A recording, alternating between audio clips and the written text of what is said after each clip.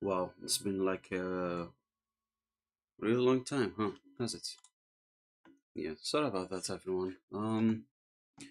Yo, how are you all? My name is Operator Sachin. I'll be your host today.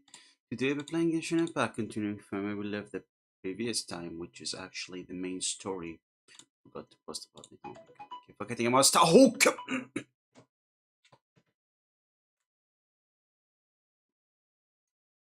Alright, muted my phone.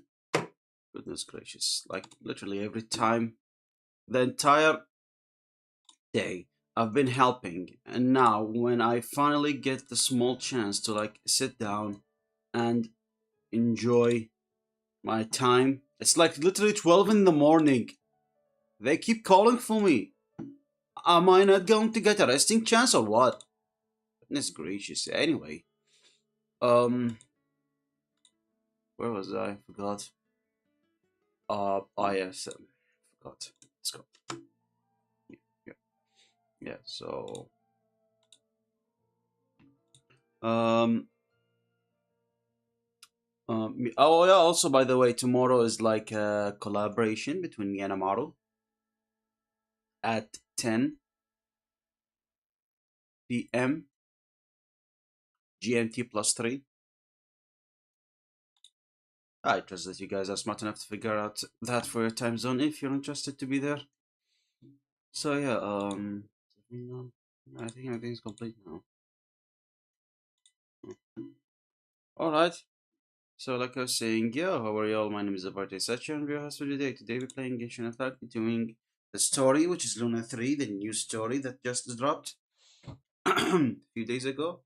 So just like always, wonderful people, make sure that you check your posture, drink some water, and now without wasting any more time, let's begin, shall we?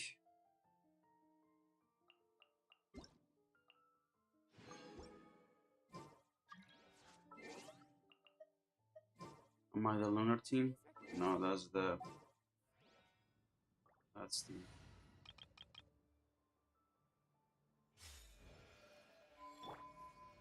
okay.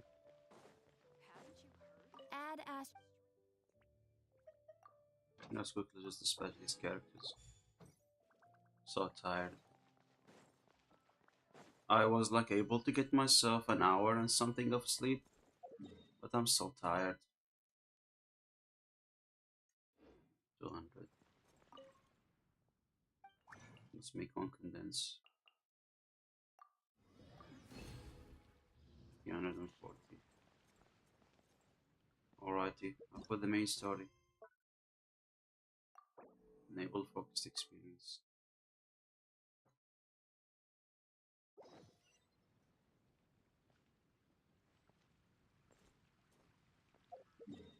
Alrighty.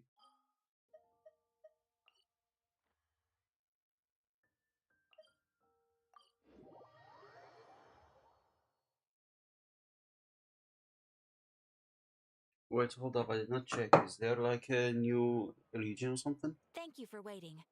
I finished checking your adventurer handbook. Here are your commission rewards. Speaking of which, I'll do my commissions for today. We have no other urgent commissions on the books at present. Thank you for all your hard work lately. Perhaps you two could consider taking a vacation. Amazing! Paimon never thought we'd end up having downtime and not cry. Same. Things were pretty hectic when we first got here. Everywhere you looked, it was either the wild hunt causing chaos or the Vatui stirring up trouble. Yeah. It felt like this whole region was one giant slime in a barrel, ready to go boom at any moment. Exactly. We really have achieved a lot since we've been here, haven't we? The Traveler and Paimon starts again. That's right. Another win for Tibet's top duo. Ah, yes. Are you two aware that the Moon Prayer Night is soon to take place? Oh yeah. Lama told us that was Lama. coming up soon. Wait, why do you mention it though? Do people in Nasha Town celebrate it too? Paimon thought it was just for moon goddess worshippers. You're partially right. Most people in Nausea Town just see the festival as an opportunity to do business. They do not concern themselves with the religious element. Oh, The festival was first celebrated by the Frost Moon Scions. On this day, they would wear moon prayer blossoms and celebrate the birth of the moon goddess through song and dance. They would also prepare food and handicrafts and give them as gifts to others. Oh. Over time, it became Nordkrei's most lively festival. Oh. Sounds like fun! I'm definitely up for it. Great! Well, in the meantime, since Catherine doesn't have any commissions for us, let's focus on some personal business instead. When we first got here, you mentioned that this was where your spaceship landed? Uh-huh. We didn't get to follow up on it at the time, because we got wrapped up in that whole rare situation, but now we can finally start investigating it properly. Except we have no idea where to start. Well, there's a saying Paimon's heard around these parts, which goes, you lift up a rock, and find something you weren't looking for. Okay. By that logic, you'll never find what you're looking for while you're searching, but the moment you stop looking, it'll jump right out at you. I'm not sure it's simple as that. Could be worth a try though, right? Anyway, Paimon suggests we focus on other stuff we want to do for now, and just keep an ear out for spaceship-related intel as we go. We haven't seen Columbina in a while. Oh shit, true. You're saying he used a huge amount of power in the final battle against Ririer, and has been much weaker since then. I don't know if I can do anything to genuinely help her, but surely a little chat can do no harm. One other thing that concerns me is we've seen no trace of the doctor so far. What's wrong? He looks super serious all of a sudden. I was just thinking about Columbina and the doctor. Huh? Paimon gets why you'd be concerned about Columbina, but what does the doctor have to do with anything? We learned back in Natland that he's been investigating the moon, but he's suspiciously absent for her so far. Oh, that's true. And now that you mention it, we're definitely overdue for a showdown with the Vtui. It is weird that he hasn't shown himself this whole time. What could he be up to? Engrossed in one of his experiments, perhaps. Either way, his current inaction is a good thing. Okay. True. Inaction. Paimon would much rather deal with Marionette anyway. She says the meanest things, but when it comes down to it, she doesn't seem like a bad person. Yeah. Maybe it's the pressure of being a Vtubers? Especially as a Harbinger. But Does she feel like she's gotta act tough to keep up appearances or something? maybe. But then, every time we headed out with Rarier, she always wound up having to repair Polonia and her other robots. Yeah. That's gotta sting. Losing face always hurts more for people who care a lot about their image. She's probably still furious about it. Paimon. I feel she might hear that. What? Relax, she's not even here. Huh? What's the matter? Oh, nothing. Sorry, we'll be on our way now. Where are we again? Oh yeah, Columbina? Right, yeah, let's go see Columbina.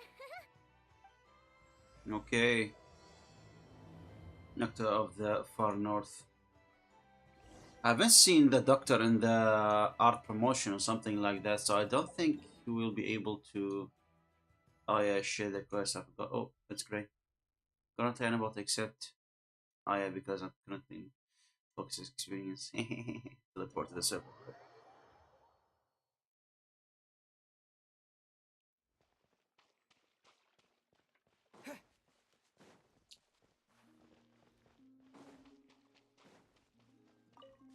Okay. Ah, the song of this place.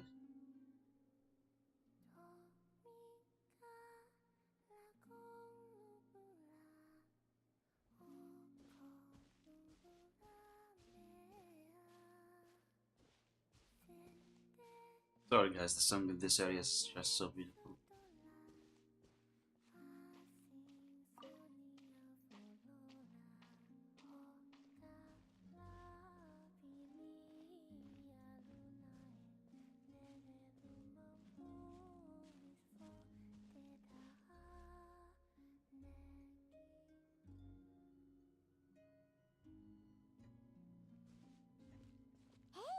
sitting up? Mm-hmm. Is me sitting here a rare sight? Yeah. No, we just He's thought you'd be talking! resting. Perhaps I would have been, were it not for the sudden arrival of some unexpected guests. Oh, sorry about Not that I that. consider it a disturbance. After all, you are the only ones who are free to enter. Would it not be a little unfriendly of me to lie down while we speak? I didn't realize you put so much thought into little things like that. Aw.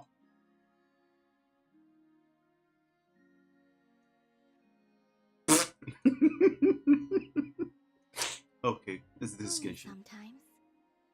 There have been moments lately where I think about you and your companions. Aw, that's so sweet. Give me a moment, I forgot to lock the door.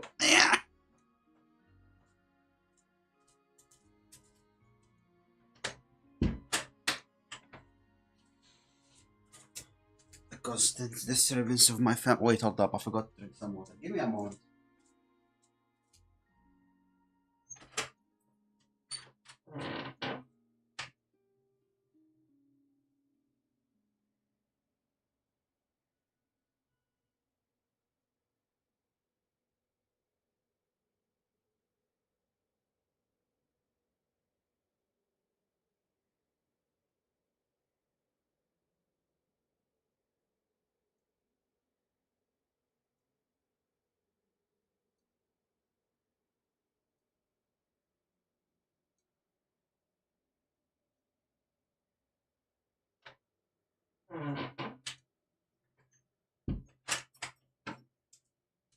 I am back, sorry about that.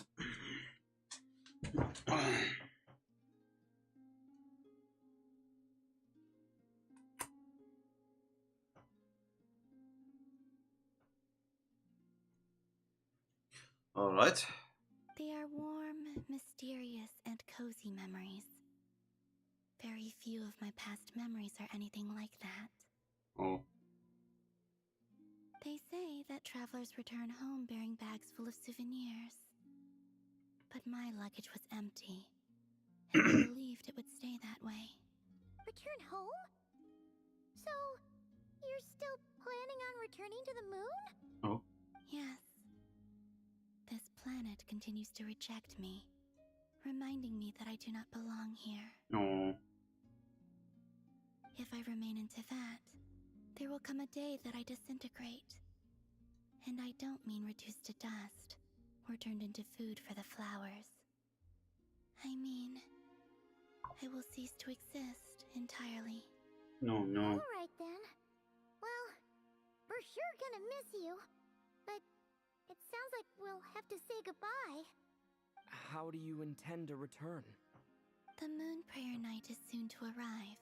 Oh. On that day, the moon will be closest to Teyvat. The Kuvaki in this land will reach its peak at that time. I merely need to grasp the tide, and with relatively little effort. Oh, Paimon gets it! It'll work like a slingshot! Oh. You make it sound like she's gonna get blasted up to the moon. If I did that, I suspect I would crash into the false sky. Oh. I will be using a much gentler approach. But I do like the analogy. It's fun. You see? She gets Paimon's sense of humor. In the blink of an eye, the time has come to part ways. It does feel that way, doesn't it? Time seems to fly fastest when you are enjoying it. Yeah. I have always Oh. thought of myself as a wanderer on this earth, and it has never expressed any desire to keep me here. Yet, just as I plan to depart, it tugs at my arm. Is this a gesture of affection? Or is the world mocking me? Oh. Were you hoping I can answer that? Yes, you are a traveler, so you must have a lot of experience in this area. Not really. Then, what I would say is, enjoy the moment. That's right! Don't overthink it! Happiness is happiness and joy is joy! The point is to enjoy it, not analyze it! True. I see. Then what I would say is, even though I am very tired right now, I am still happy. Aww. I can't tell from the tone of your voice. Oh, really? You happy? You sound I'm depressed. just kidding. I could tell you were in a good mood today from the moment we saw you. Ah, a joke. Albeit not a funny one. Anyway, I assume you're here about you-know-what. Give me your hand. Oh. Actually, it's not that. There's something else we wanted to discuss with you. Oh. Then, do you still want to give me your hand? Or not? Sure.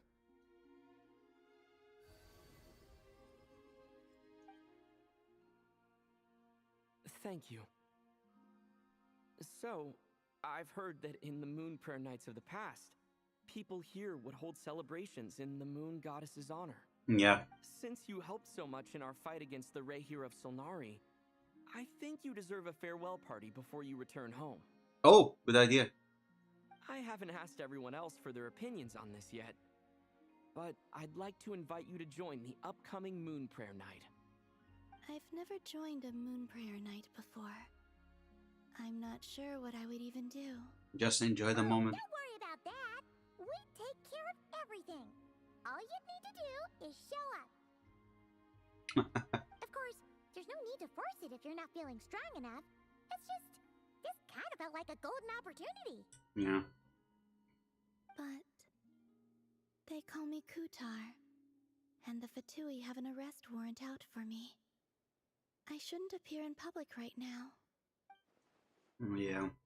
And there will definitely be complications, but... I'll make it work.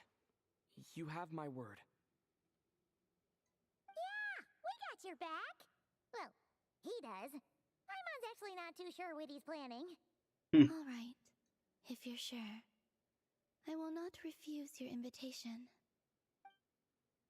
I suppose it wouldn't hurt to pack a few more sights from this world into my suitcase before finally learning what my homeland looks like. Oh, if you see Lauma, please tell her that my answer to the question she asked me is neither yes nor no. Okay. Rather, it is. There is no need. Oh. Okay. That was kind of cryptic, but sure. Guess it's between the two of you. We'll pass along the message. Bye for now. Bye for now.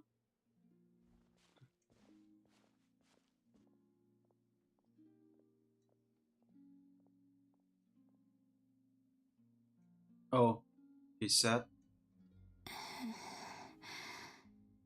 And also, I do not know.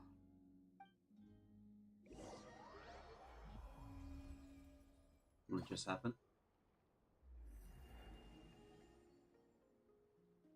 Since she's agreed to join the festival, let's go see who else wants to take part. Lauma's gotta be the person most familiar with the Moon Prayer Night. We should start with her. Okay. Also, what exactly is your plan to keep her safe? None of your damn business. Not sure yet. I'll figure something out. What? Are you serious? And Paimon even gave you her vote of confidence back there. When did you become so sneaky? Okay. Up we go then. Cross Moon Enclave. Let's see what we have for today.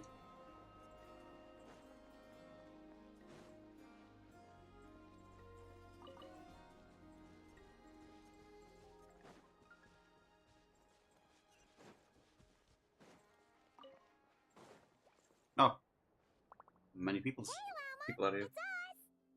Huh? Varka? What are you doing Hello, Vodka. Beats me. I had a bit too much to drink last night, and when I woke up, I was on Hisi Island. Mr. Varka is helping to oversee Nasha Town's preparations for Moon Prayer Night. He is here to go over some details regarding the decorations and custom cloth designs. Uh-huh. Right, yeah, that too. What do you mean, that too? So, preparations are already underway? Yes, celebrating this festival is a long-held tradition here in Nodcry. On this day, the crescent moon at the top branches of the verdant crest turns into a full moon, and the moon prayer blossoms bloom with a special radiance. Oh. Our people take these to be blessed omens. It's an especially welcome event coming off the back of all that nasty business with Rare. Everyone got put through the ringer recently, and now they're looking to turn their fortunes around. No. The big shots in town all agree that a big, lively celebration is just what we need to rebuild people's faith in this place. No wonder Catherine said that people weren't so bothered about the religious element. Mm-hmm. That's right. It's become more of a local custom by this point. The celebrations have little to do with whether the religious stories behind this event are true or not. Oh. Even the Frost Moon Scions are eagerly awaiting the coming of Moon Prayer Night, despite now knowing that their past beliefs were founded on a falsehood. That's fair.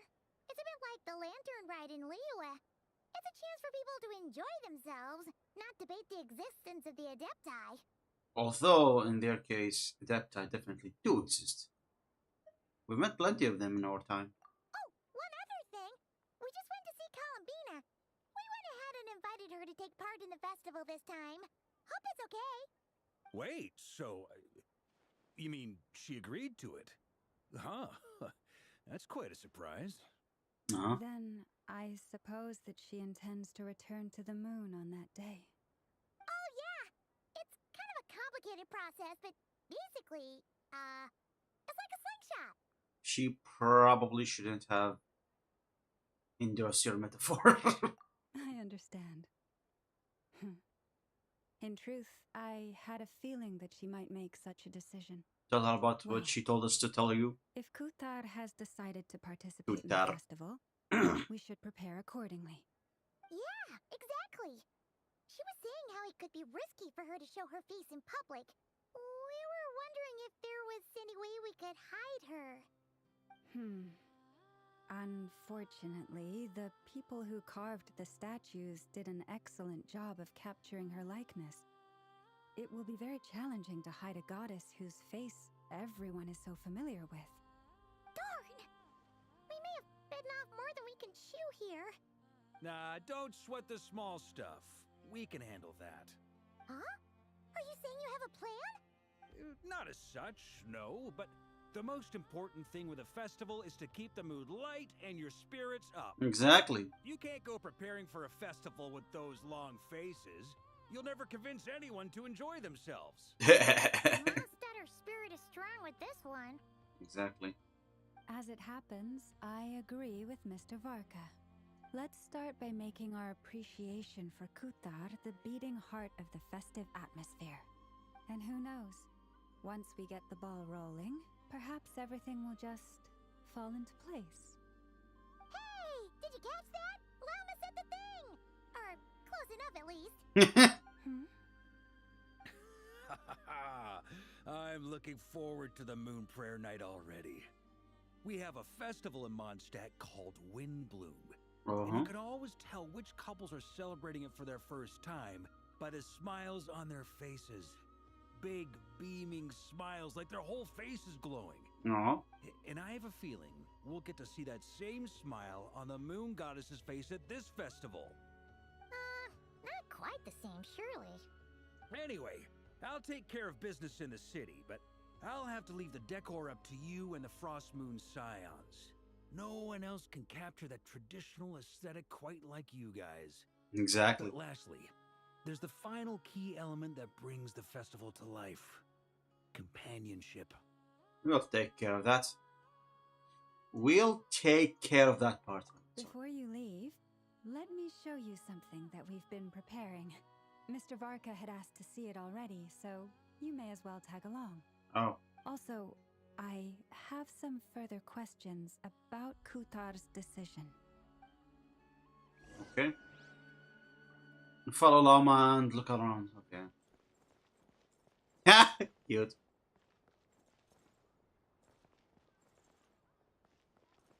Oh. Huh. What's this? They sure look like they're having fun. I believe so. Kuhenki seem very skilled at playing drums like these, although I'm not sure where they learned it from. Well, they do have Maybe talents. it's an innate talent. In their eyes, they're probably just playing with toys.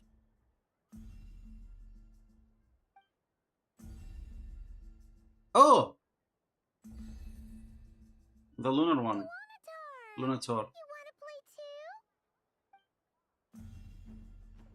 Guess not. Yeah. She looks more confused than anything. Maybe we can teach her next time if we get the chance.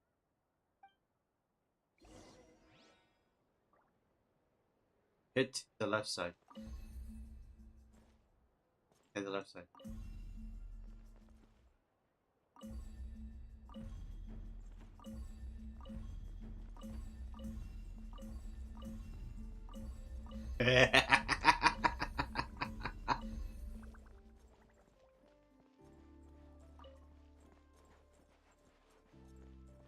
Oh my god. Floaty things. Huh? Moon veils. We hang them from buildings in the city during the festival. Oh, okay. When you look at the sky through them, it creates a lovely misty effect. Oh, okay. Sounds fun. Shut up in! Hello there, buddy! That feels like there might be a pattern to this. They are Could be. preparing items for Moon Prayer Night. For instance, the sculpture being made over here. Mr. Varka and I were just finalizing the details of where it will be placed. Ah, okay. I see. Yeah, speaking of which, I was trying to avoid, touching the balloons because yesterday I was playing Repo and there is this one annoying monster that plant balloons everywhere and if you pop them, he will hunt you down. I was confusing the games. Thank you for coming, by the way, Serapin. How are you? Ah, there she is. I didn't know the finished article would be so large. Not to worry, though. All the necessary arrangements have been made. Just let me know once it's ready, and I'll get some people to ship it over. You have my thanks. And over here, we are preparing a very traditional confection. Vibrating quacks. What? Oh, look at all these colors! It looks great! Can Paimon try one? Of course. I have a feeling you'll like it a lot. Mm-hmm. You bet! Sweets and treats are Paimon's favorite! Of course. Emergency food supply. Yes, the quacks so vibrating they tickle your eardrums. Ah, I see. If you included those in the Feast of the Moon, I bet Paimon would have joined the Frost Moon Scions by now. There will also be verdant crests like this present in Nasha Town during the festival.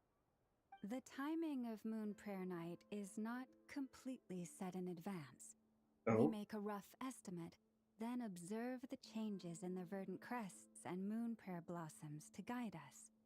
As such, the wait itself is a fun feature of this particular festival. Oh, I see. I see a lot of skipping, huh? Good thing I finished the word quest in this area.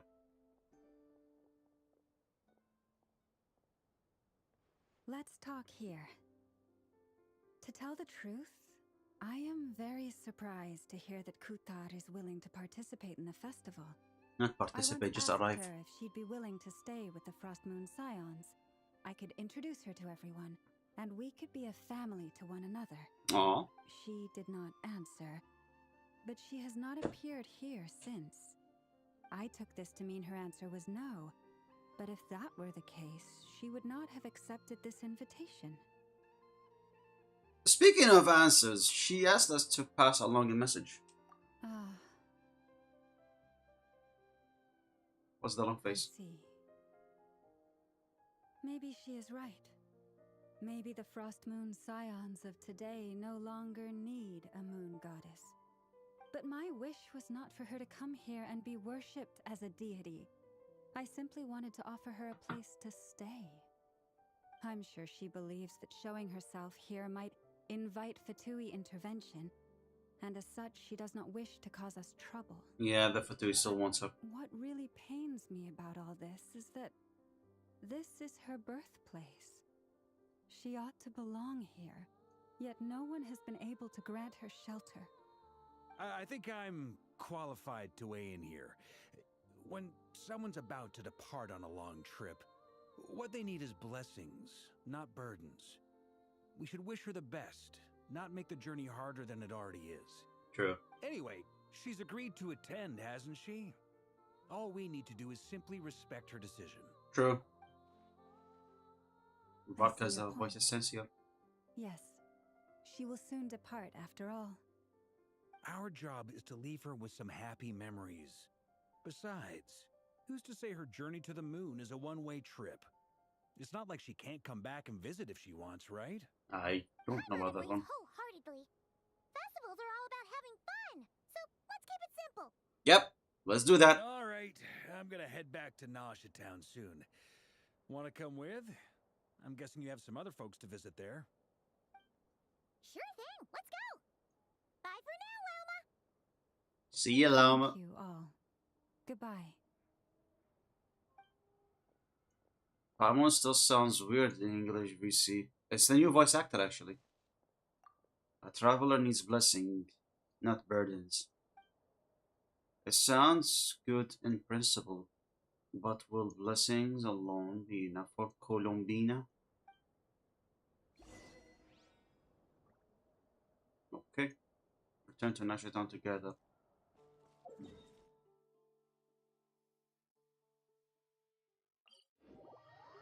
Alrighty, let's go.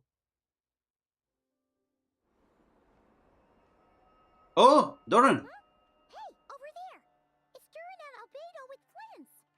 What could they be chatting about? What they could be chatting about. Your guess is as good as mine. Heh. Grandmaster, and the Traveler and Paimon. Yeah, Hello there. It's been a while. it's been a while indeed. Perfect. We have some new volunteers for our investigation. Sorry, what investigation? Wait, let me guess. The righteous Lightkeepers are finally ready to hunt down the Abyssal Dragon? Yes, that too. Yeah, right. Oh, wait. Why does everyone keep saying that too? Well, to be precise, the facts match, but not the causality. Oh, Wait, so I guessed right? Half right. Don't act so impressed with yourself. Maybe I can explain. We ran into Mr. Flint's north of Nasha Town. okay. At that time, we just noticed a few abyssal creatures out in the wild, but the strange thing was, I didn't detect any traces of abyssal energy on them at all. Huh? On closer inspection, we realized that they were not real monsters, but something akin to reflections in the water, or perhaps a mirage. Oh. Huh? What do you mean? Like, you could see them but not touch them? Uh-huh. Exactly. It was very peculiar. They roared and tried to attack us, but we could not make any physical contact with them. I think I've heard of things like that happening in Nodcry before, but Oh. I don't know much about it. Yes, it's a known phenomenon. Mirage-like illusions tend to appear in Nodcry in the run-up to Moonprayer Night. Oh. From a distance, they appear quite real. Hmm. I myself thought that Misters Durin and Albedo were locked in battle with abyssal monsters when I first arrived. But after sharing intel and investigating a little further, we can confirm that these illusions are harmless. There is no great cause for concern. I see. I see. I'm glad they weren't real. All the Mirage stories I've heard are either animals, rocks, or small houses. Abyssal monsters, though? That's a first. It's a first for me, too. So I'm planning to look into it further just to be on the safe side. I intend to inspect a few more locations. Oh. What about you two? Any plans? Alice contacted me a few days ago. She'd like me and Durin to assist her with an experiment. But we lost contact shortly after receiving the message. I'm sure that comes as no surprise to anyone familiar with her. Oh. We don't know when the wind will blow, yet when the wind blows, we will know. That, in a nutshell, describes how Alice operates. I see it. That tracks. Alice is Clee's mother, for those who don't know. Okay. Well, I suggest we investigate this Mirage business in the meantime. It's piqued my curiosity. And I'm pretty sure I know someone who will already be 10 steps ahead of us. Oh, Well said. the Curatorium of Secrets? Right? Whatever's happening in Notcry, she always seems to be the first one to know. Let's go see what she Curatorium of knows. Secrets. We can invite her and her staff to the festival while we're at it. Visit the Curatorium. I fucking knew it. Also, what the hell was that sound? The fuck just happened over there? You okay there, bro?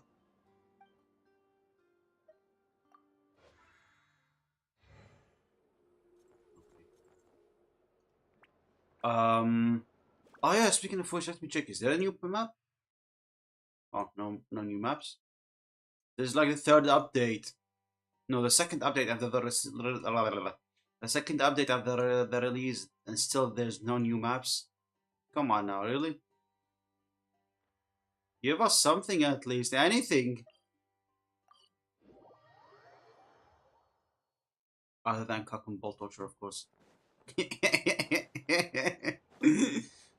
So funny. Oh, Melissina, whatever they're called. First time I see one here and not cry.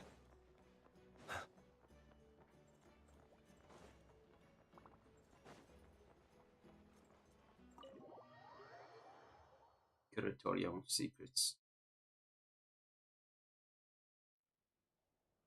Yehoda? Oh, never. You're right, I have noticed.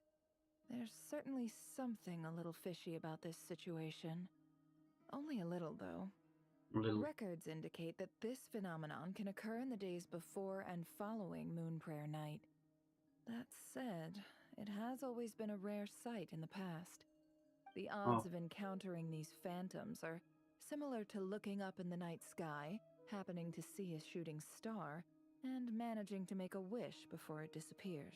So But low. this time, either everyone's getting lucky, or they're appearing far more frequently than usual. Pretty green eyes lady. Isn't she?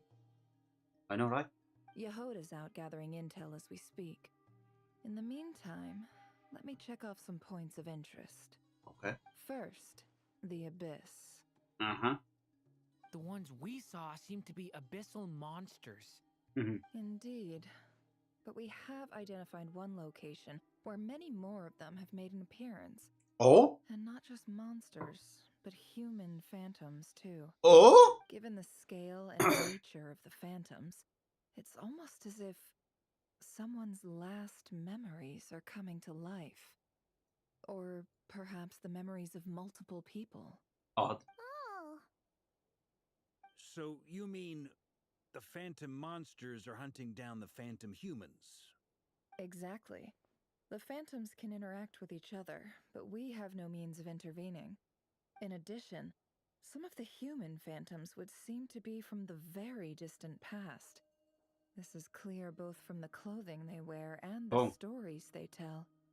They claim to be from Hyperborea, a name which I've heard from Lauma before. If this is true, it means they must be from 6,000 years ago. Goodness gracious, that's even before the Archon War. Did Paimon hear that right? 6,000 years?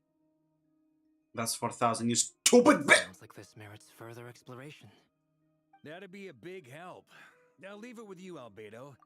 My knowledge of ancient history is non-existent. I used to doze off every time the pre-Knights of Favonius era came up in class. I love how cutely she cans that thing. I know, right? It's very cute. Still dumb though. It's quite a miracle that you were able to understand these phantoms' speech, given how long ago they lived. Uh-huh. I suppose you're right. But I'll leave the archaeologists to ruminate over that conundrum. As an intelligence broker, my sole interest is in the value of the information I gather. Okay. Which, in this case, hopefully means earning myself some good favor with our dear Lady Moonchanter. So calculating.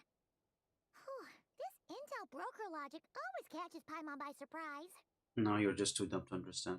Sounds to me like we could split the work up. Okay. I think the abyssal phenomenon is best left to Albedo, Flints, and me. Agreed.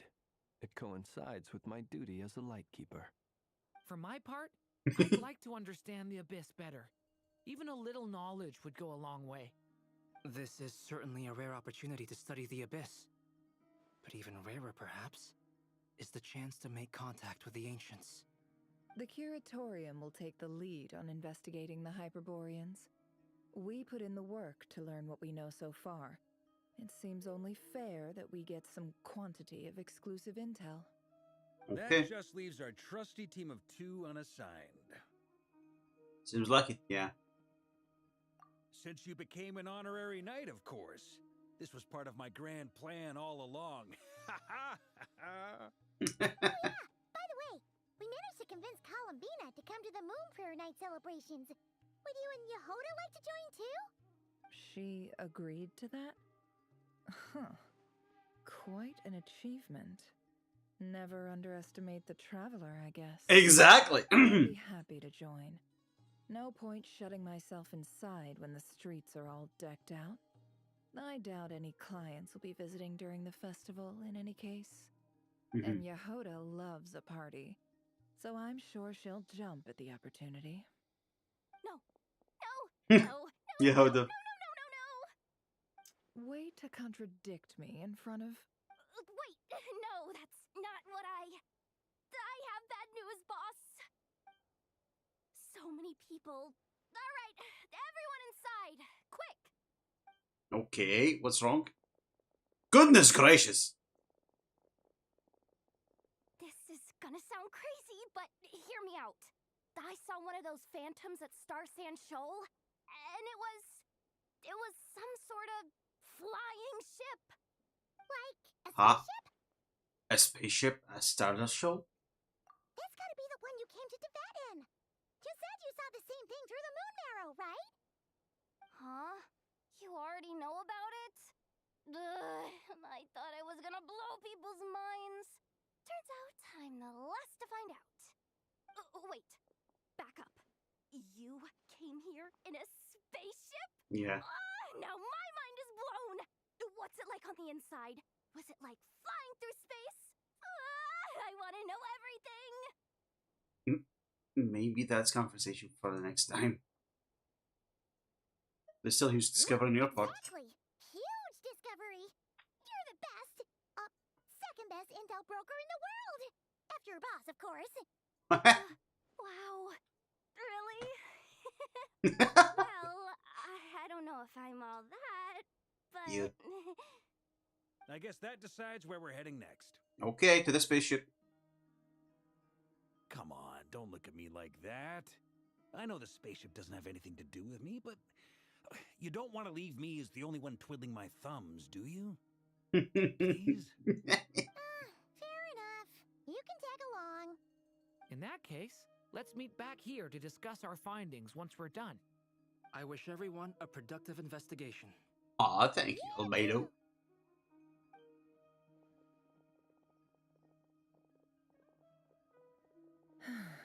Albedo, tomatoes, tomatoes. What's up, boss? Aren't we gonna head out? Tell me, Yehoda, when did the Curatorium start giving out intel for free? Oh, shit. Oh, sorry, boss. Damn. Poor Yehoda. Okay, investigating the spaceship. Here we go. Oh, okay, here. Shoal. I was expecting something's gonna happen here because up until now there was like literally nothing to do in aside from that one time where we investigated.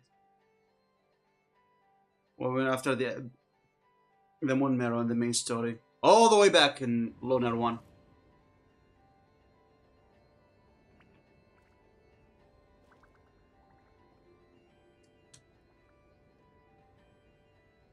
Huh?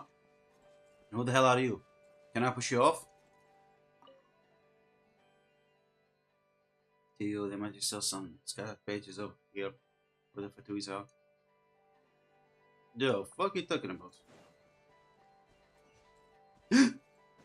That's our spaceship!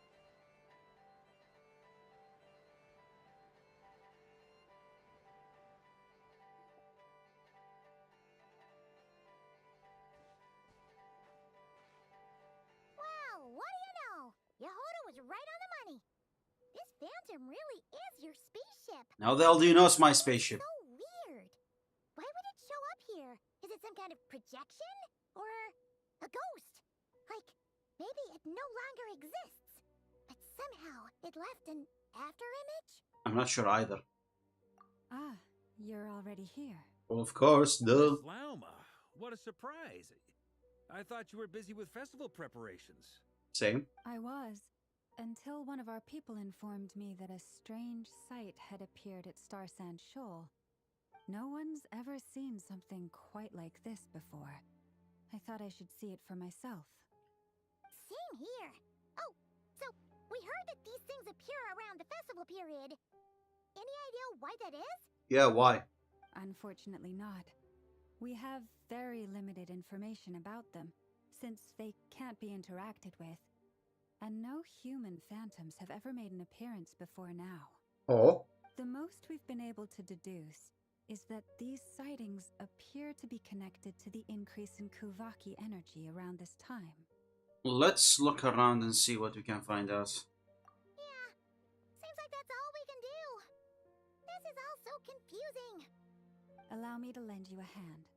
Thank you.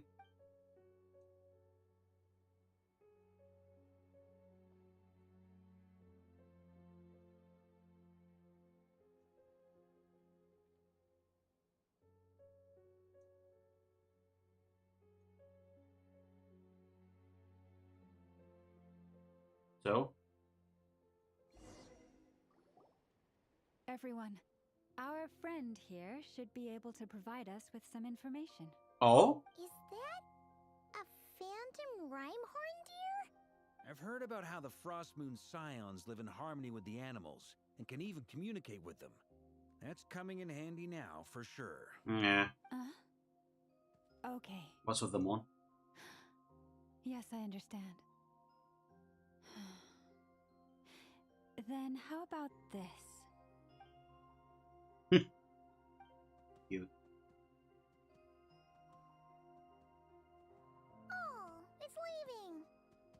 It appears to share our curiosity about this giant spaceship, so I asked it if it wouldn't mind investigating along with some friends. In return, I told it about some nearby spots where the wild fruit grows abundantly. We may live in a different era from these phantoms, but I trust that the terrain, climate, and ecology here are more resistant to the effects of time than some things are. Oh, Let's okay. give them a moment and hope for the best. So if you want them to go, oh, return happily. All back together. Must have been a lot of fruit. Indeed. Now let me ask them some questions.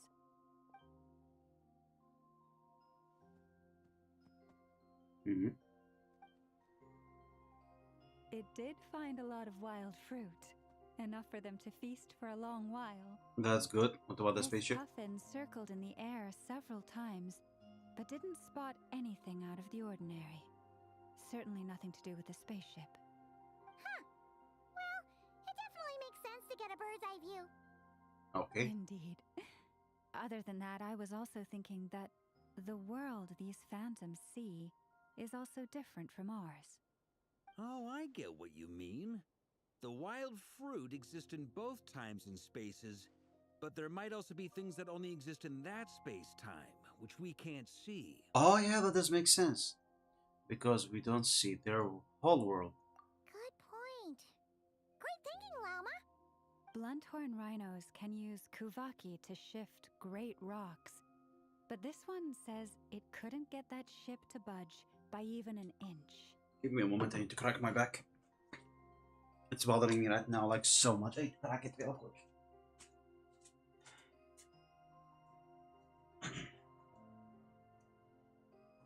Oh. Oh. Ah. Okay, that's definitely feels better.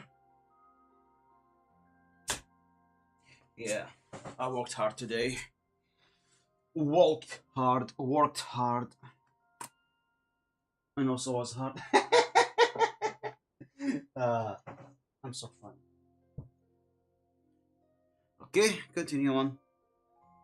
The sniffer mole tried too, but despite being a skilled digger, it could not get through.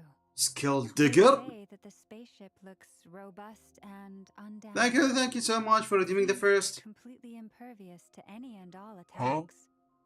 Whatever lies within is well defended from harm. So, just like us humans, there was nothing they could do about this spaceship either. Yes. Oh, okay. Still, they deserve our thanks. We are grateful for all your efforts, dear friends. Now go and enjoy your feast. Huh? I've noticed some other human phantoms gathered nearby. Come on, let's go talk to them. What about the humans, normal humans that are over there?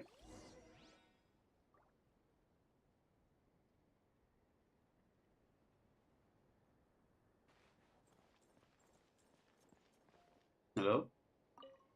Those illusions and those people. It's all a little creepy, don't you think? Nah, all part of the festive atmosphere.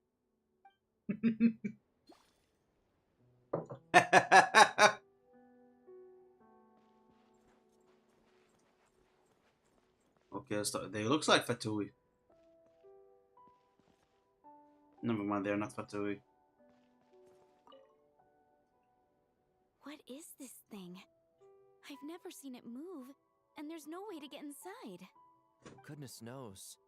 My grandpa says it's been sitting here at least since his grandpa was still alive. Oh! What about his grandpa?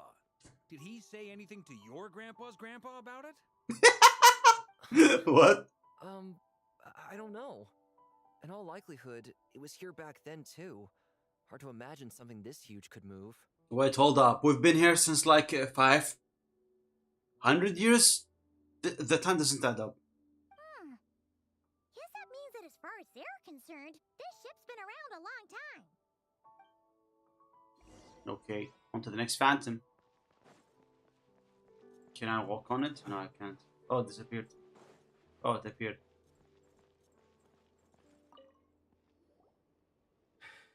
Come on, brothers. If we can get even a small chunk off of this thing, it's gotta be worth a fortune. Today is the day we strike it rich. Huh? You mean Paimon? Yes, brother, I shall join you. Let's make our fortune. Vodka. We should go with them. What the? This thing is crazy tough. I can't even scratch it. What's it made of? Sorry, brother. Looks like we'll have to seek our fortunes elsewhere. Enjoying yourself? I was just seeing if I could influence this phantom's perception by playing. But nope, no dice. I'm sure we're all starting to build up an idea of what's going on here now that we've spoken to some of the people. These phantoms are reenacting real historical events in Nodcry. No shit, Sherlock. It's almost like we're in some kind of interactive stage play. Uh-huh. We can talk to the actors, but the plot is fixed, and we can't influence it. Oh! It makes sense. History is set in stone. The objective facts of the past cannot be changed. Paimon totally thought you were just goofing around earlier. But actually, you were doing some serious investigating. Yeah, unlike some certain Paimon! Of course I was. Anyway, at this point, I think we're forced to conclude that although the Phantom spaceship is right there in front of us, we aren't going to learn much about it from these people. If only this showed the moment where my sister was searching for me. Maybe then I could have discovered why she wasn't in the spaceship. Or if it shows the moment where it disappeared, might have found out who was piloting it and where they were headed. But no such luck. All we've seen is an arbitrary moment in time during its long stay here. Don't be discouraged. If nothing else, this is proof of the ship's existence. Well, we know it exists. That's the problem. And think about it. So many people tried to hack their way inside, but no one could get the door open. It's made of very tough material. So where did it go? To me, that says that we'll either find the ship itself or the story behind it. It's just a matter of time. Thanks, Barca. Huh. Every now and then, when Varka gets serious, actually does seem like Grandmaster material for once. I wonder how the others are doing. Let's head back for now. Okay. Sounds good. Also, drinks are on me if Team Knights of Favonius is the first to finish. Wait, we have a team name now? Am I in Team Knights of Favonius as well? Cute! You're very welcome to join. We've even got a cathedral ready for you. Isn't that technically blasphemy? You wouldn't dare make a joke like that if Barbados was in earshot. Nah, I'm sure Barbados doesn't mind a little harmless blasphemy once in a while. Well, knowing him, I'm sure he wouldn't care either. Even if he cared, he can bribe him with some drinks. Wine. Wine drinking machine, I swear.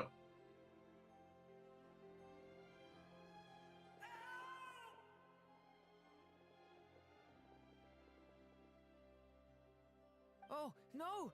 Get away! You can't do anything about it. Oh.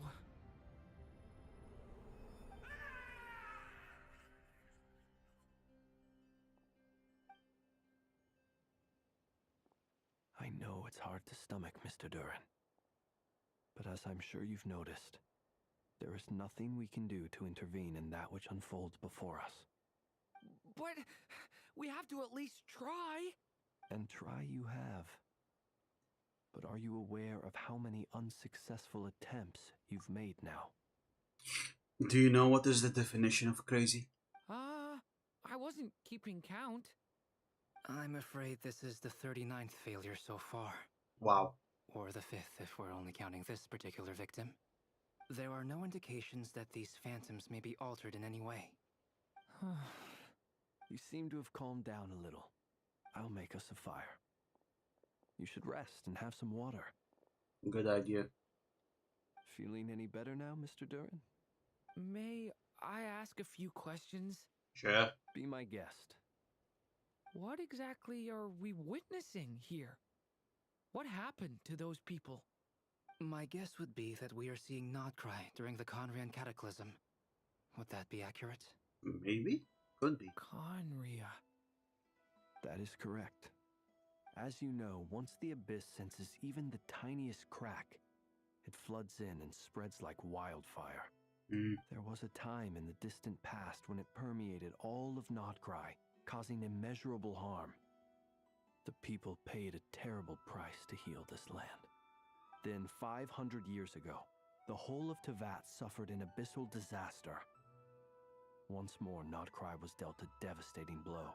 Oh, wow. I see. In the face of the abyssal onslaught, all were like grains of sand tossed around by a tidal wave. Be they human, fae, or god.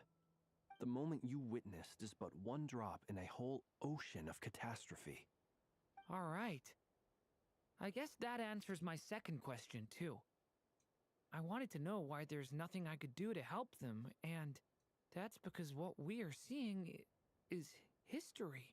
Yeah. That would be my guess as well. As I understand it, history and fate are not all that dissimilar. The latter may be unseen to us, but both are immutable. Yes. Yeah. History set in stone. Fate was determined long, long ago. I still have a couple of other questions for you, Mr. Flintz. You mentioned more than one abyssal disaster that has struck this land in the past. How can you be sure that what we're seeing is from the Conrian incident? Oh? And also, how are you able to stay so calm when you're talking about these events? From everything I know about you, you're not cold or ruthless, and you're not indifferent to the suffering of others.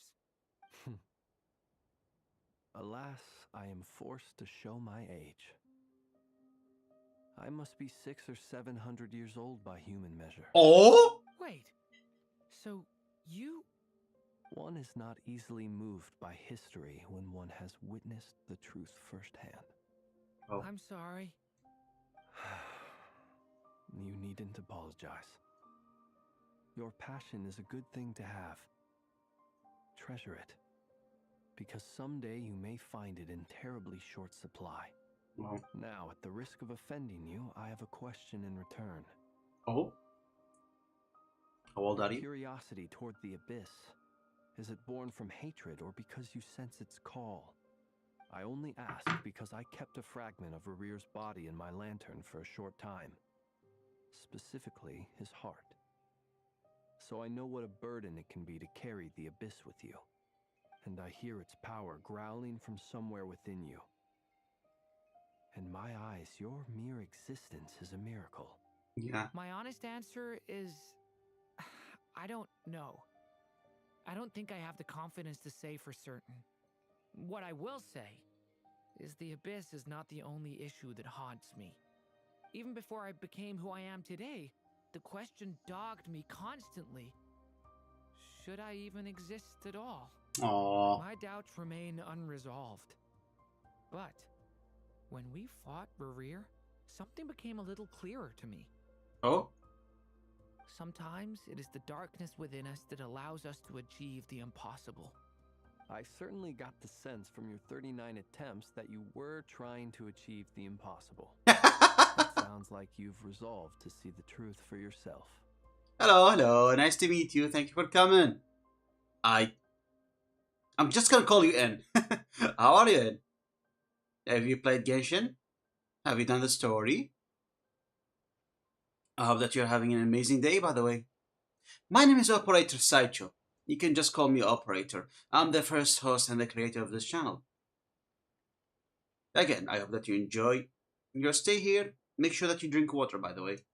Absolutely. In that sense, he and I are quite similar. Ooh. Then I wish you every success. I look forward to the day of your transcension. Well, if everyone's caught their breath, I suppose we should head back. Okay. Oh. Oh, shit, accidentally skipped.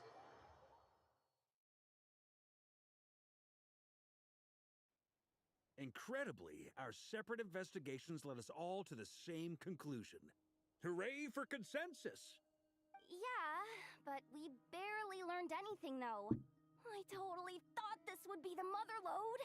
Talking with the ancients? I mean, come on! But nope. All we got was useless snippets of conversation. Kinda. All this stuff about moons and hyperopia. What a load of baloney. Seems like people back then had a few screws loose.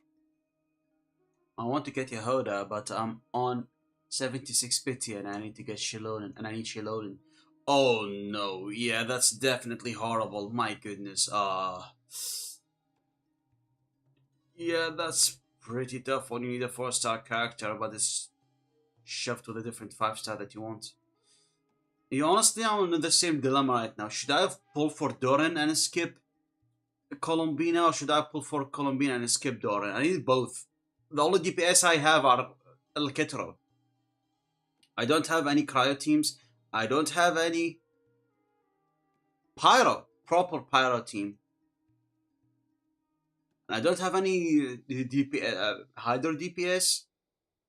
The only ones I have are like 3 Alaketros, a Hyper Bloom team, and Navia team. That's all I have. Very annoying, yeah, I know. So I do need to build different elements.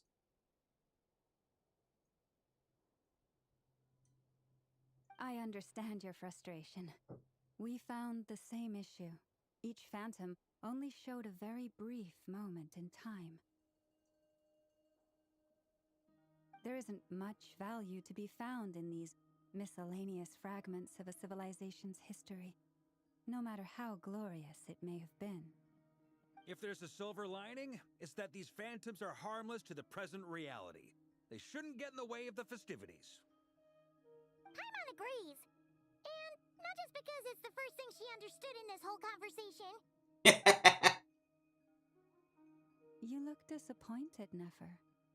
Is something the matter? I think I'll skip Yehoda and get Shilonen for my Arya. Arya? Who's Arya?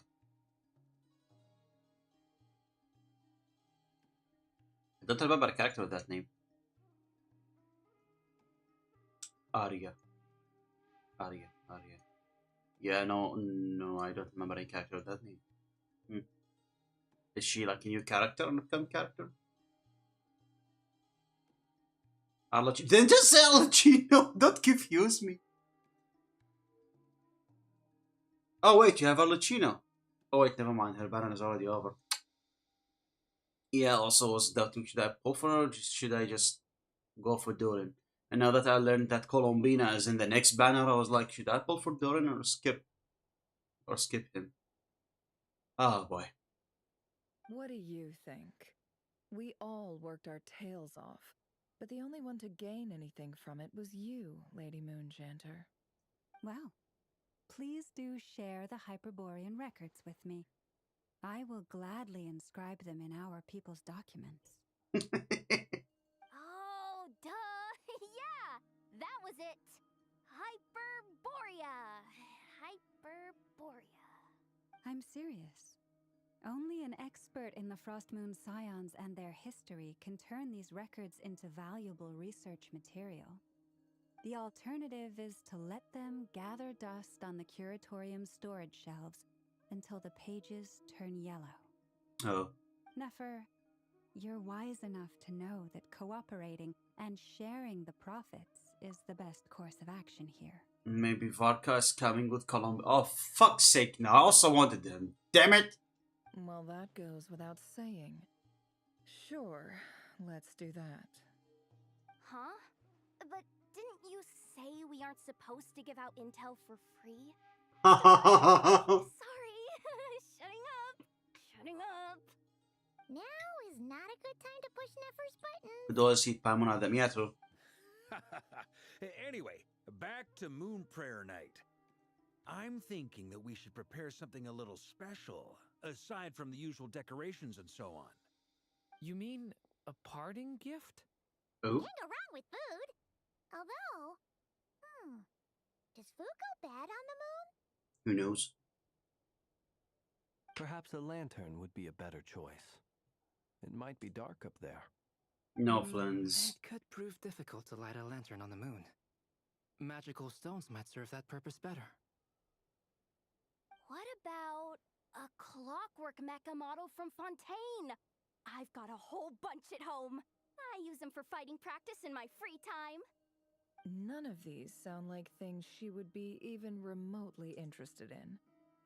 But we don't interact with her enough to know what she likes. Yeah. It would really save us the guesswork if someone could find out what she's into. Did you know that Yehuda calls Inafa the C word? Cunt? Did she? Nah, Genshin is kid friendly. They even censored Mona. Because they censored Mona, they nerfed. What's the name of that character again?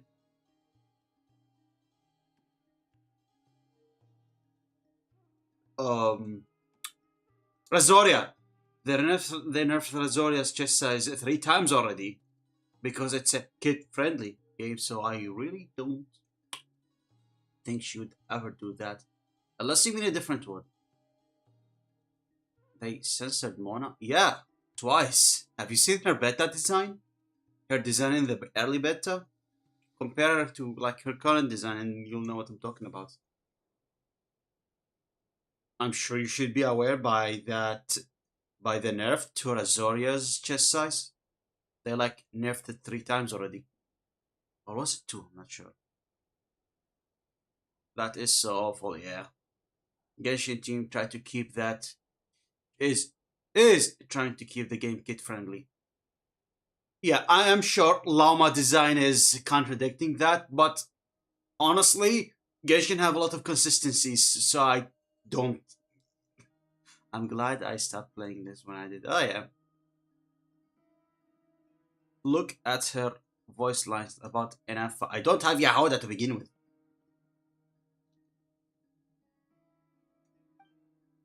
Haven't even pulled in this current banner. What the? Traveler? They're all looking at you. Okay, I get it. I'll find a chance to ask her. Great!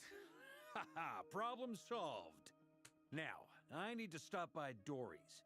Dory. I'm gonna need her help sourcing a bunch of stuff for the festival. Uh-huh. Then let's leave it there for now. We all have our own business to attend to. Traveler, If you find out what Kutar likes, let us know right away. The way she say Kutar. She sounds Russian, I don't know. Well, to be fair, Notcry is close to... Is something the matter? Notcry is close to Snezhnaya, which is supposed to be the Russian version of Genshin, so... That's my line, dude. You seem a little down. I'm fine. It's just... I'm still feeling a little rattled after witnessing the horrors of the Abyss. But it's okay. This is Poor something Doran. I have to work through. I'll be alright. Thanks for your concern. Well, don't put too much pressure on yourself. If you ever feel like something's wrong, physically or mentally, we're here to talk. Yes, we're always available. Don't forget, I'm a member of the Knight of Favonius. You can always rely on me. Come on. Stop treating me like a kid. You're a kid. Kid! I'm gonna call him the K word.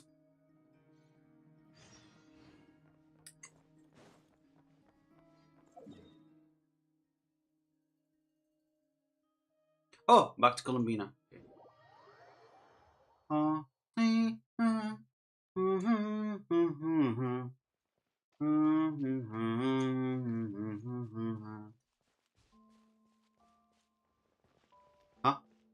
That's not the song. What is the song?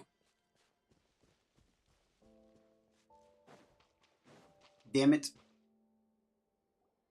Columbina, we're back! Huh? Where is she? She's not here. Is she dead? I can't sense her presence at all. Weren't there a few Kuhenki here last time too? Where did they all go?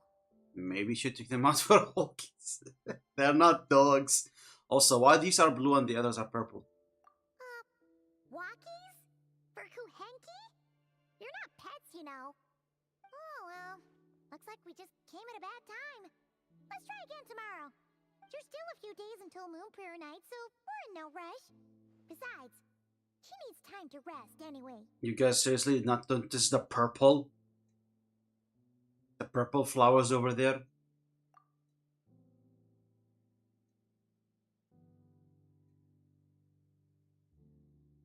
Oh wow, no, they're all purple. Palomina, are you back yet?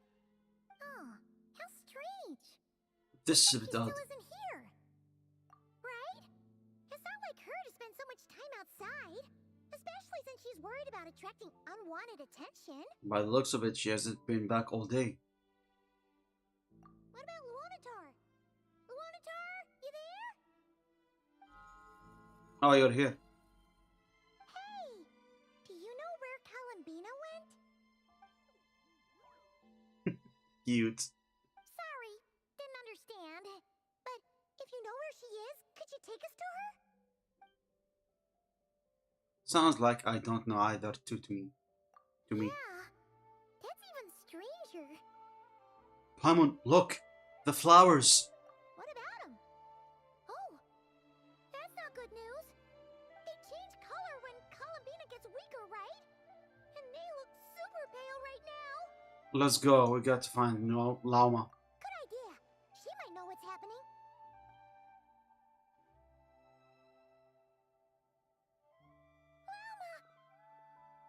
Ah, it's you.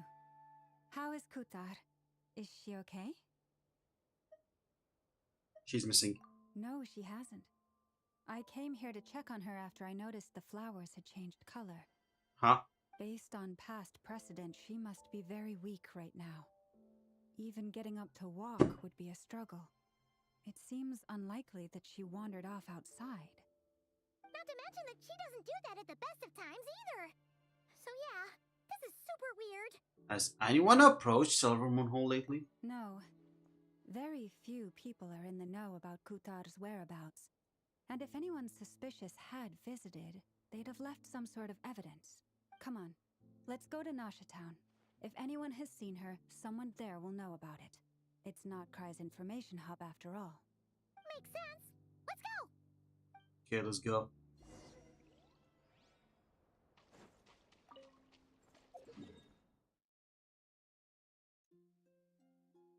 Okay. Let's teleport over there.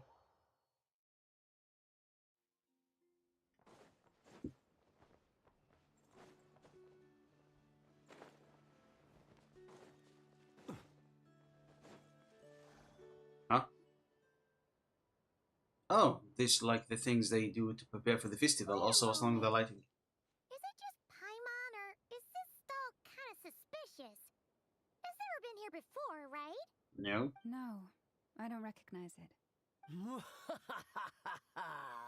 Alas, your free and easy adventure time is over. How are you? Now, prepare to face the final boss of Nod Cry. Are you an NPC? Whoa! Where'd that voice come from? Not sure, but it's definitely hostile. No, not that way. The final boss is right here. The fuck? The sniffer mole? That's the final boss? Surely not. Also, That voice a little familiar. Really? Okay, the jig is up. I'll stop teasing you. Turn around. I'm right behind you. I just saw her underwear. It seems I've managed to Alice! make an indelible impression, even though you've never seen my face. Ah, nothing could make a great mage more pleased with herself. But most importantly, mother of the most adorable Klee. Oh yeah, that's why I did not recognize the voice. Last time I heard her voice was when I was playing Genshin in the Chinese voice acting. So yeah. Your design is very cute.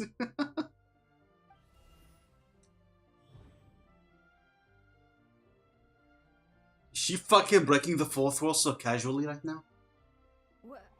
What is going on?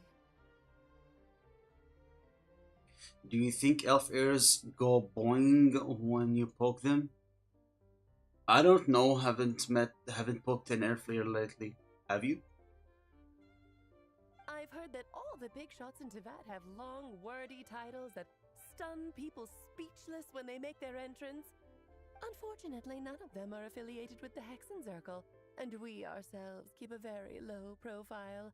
The notorious name-dropping doesn't quite work for us. Still, I, for one, think I'm really quite amazing. So that didn't stop me from coming up with a title anyway. Alice? It's really you this time? Not a lantern or a dodoko, but Alice in the flesh? Oh, that's right. So, what do you think? How does it feel to finally meet me? I mean... You look like... Just like Klee. Oh, that's the first thing you thought. A little surprising, but that actually makes me very happy. Because that means that when Klee Cute. shows up, she'll be just as stunningly beautiful as her mother. So she's a friend of yours? A mother of one of our friends. Kind of. This is actually the first time we've seen her in person. I see. Madam Mage. That was, Madam Mage. quite a powerful entrance. I certainly won't be forgetting it anytime soon. Okay, Alma, don't force it. Paimon will do the honors. This is Alice from the Hexen Circle. She's a friend of ours. And of Arcus, too. She helped us a lot in the past. That's right.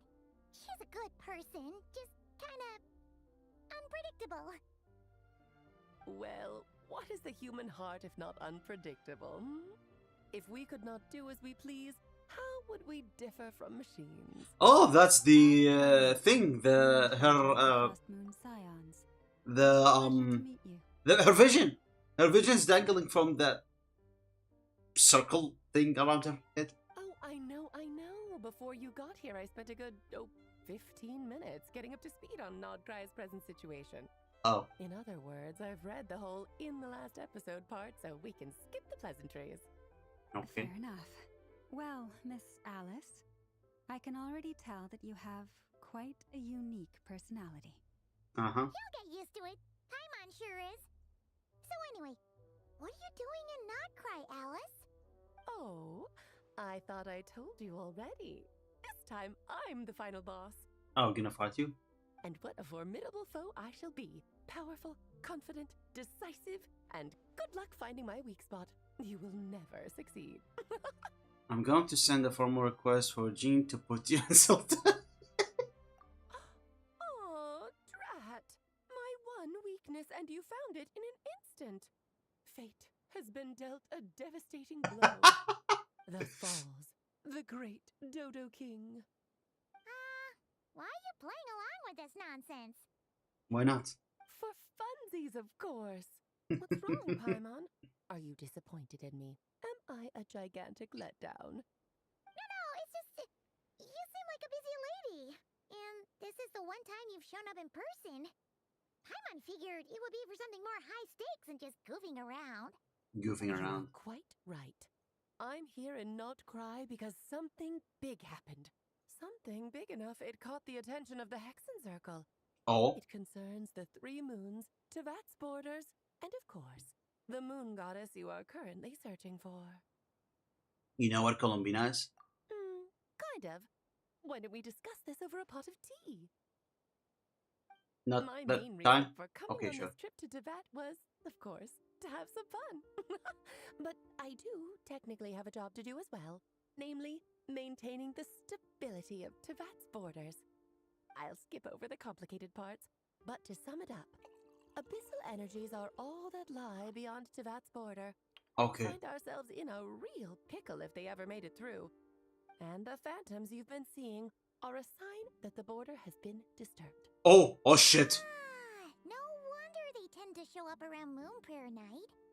Is it because the real moon is now so close to us that its power can cross the border? In part, but only a negligible amount passes through. Just enough to influence the verdant crests and so on. And as you've noticed, there has been an unprecedented number of phantoms appearing this year. The influence of the moon beyond the border cannot explain this. No, there is another far greater factor at play. Oh? What could that factor be? I mean, just let me bind this bot real quick. The trilunar syzygy. The fuck? A trilunar syzygy. The what now? Ago, before the heavenly principles came to Tevat, it was the then 3 moon goddesses who controlled the laws of this world. Okay, that I know. Life, death, and such, aren't you? Oh, wait, these 4 girls, life, death, time, and space? Space is the one who, like, we saw at the very beginning of the game? Oh, that's exactly it. The 3 goddesses split these powers amongst themselves, promising never to consolidate them into one singular body. This was meant to keep the world stable. Okay. But, fast forwarding to the present, the eternal moon's marrow is with you, while Okay. the iridescent moon's marrow, which should never have appeared in this world, has been retrieved. Add that to the presence of a moon goddess in the flesh and... Disturbance in the force. The power of all 3 moons is gathered here in Notcry. There hasn't been an event like this since the War of Funerary Flame. What and now? it's having a noticeable effect on Tevat's borders. Why are you so concerned about said borders, if I might ask? Because I wish to give my darling daughter a peaceful, sunny environment to grow up in. Is that a good enough reason? Okay, fine, fair enough. Sounds like you're dodging the question, but it does make sense. Well, that's one reason anyway, and the most important one. The others are a little complicated to explain. For instance, cleaning up after dearest Miss R. Wait, Miss R. Miss. So it can't be rear of Solani, so...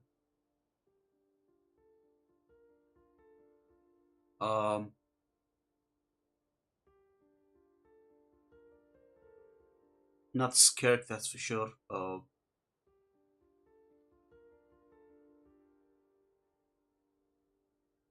Rona?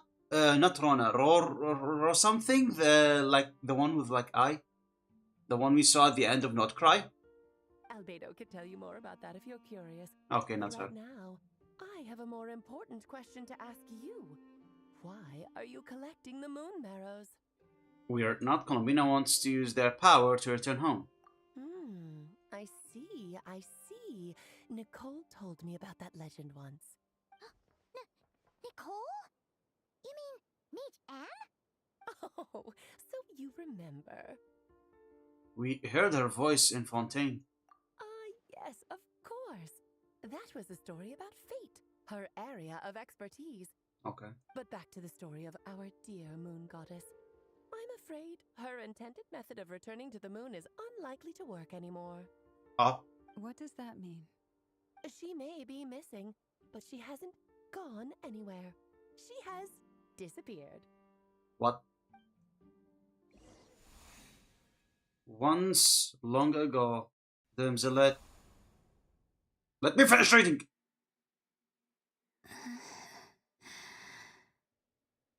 My body is so heavy. Wait, no. It's my mind that's heavy. My arms and legs are as light as a feather. What's happening to me? I feel drowsy, like I've been asleep for too long. Is it daytime or nighttime? Is the moon out?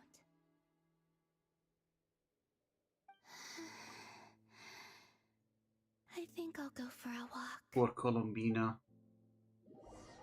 Are we gonna control Columbina now?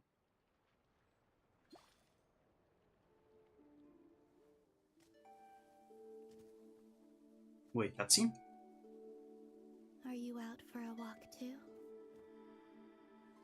Huh?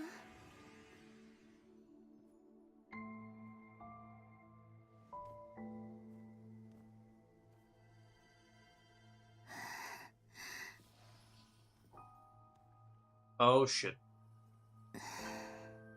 The day has come at last.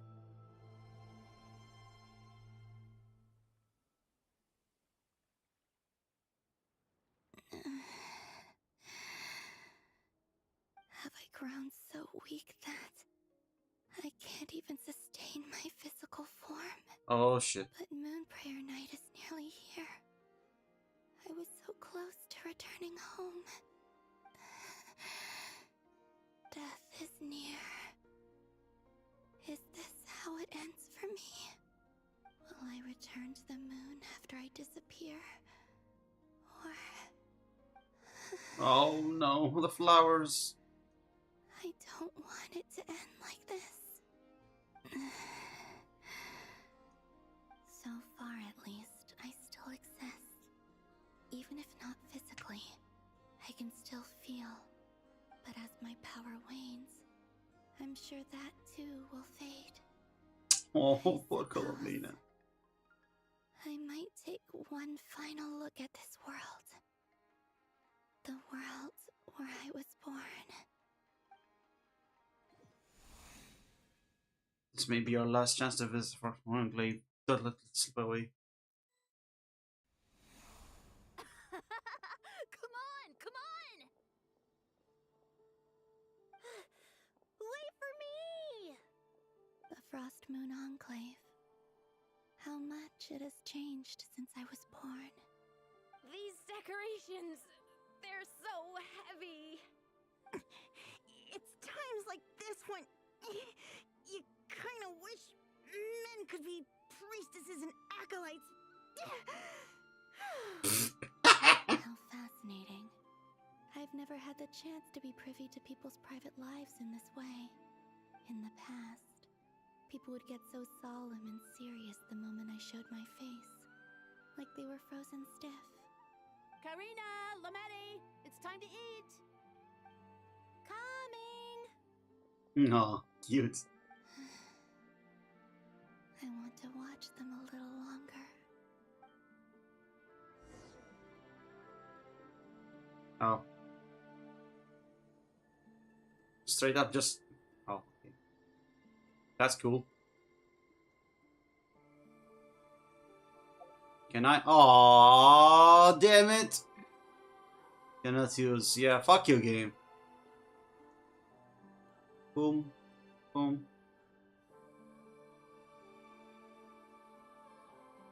So just fill these balloons with air, right? Yep. Try a couple now to test things out. The rest can wait till Moon Prayer Night. Think fast. Yeah. Nice animation. Rita! Teasing an acolyte of the Frost Moon Scions? Surely that's a punishable offense. Is it her regular one or just this quest I want? Yeah, same. Maybe it's cool if it's gonna be her running animation when she consumes stamina. But walking animation, I don't think that's gonna be the case. Take this! Think fast. Huh? Alright, enough horsing around. Lady Lauma gave us a task. We should get back to it. The task is just to check that the balloons don't leak, right? Doesn't matter if we fill them with air or water. Okay, you got me there. And you got me there. But still, we can't use all the balloons before the festival even starts.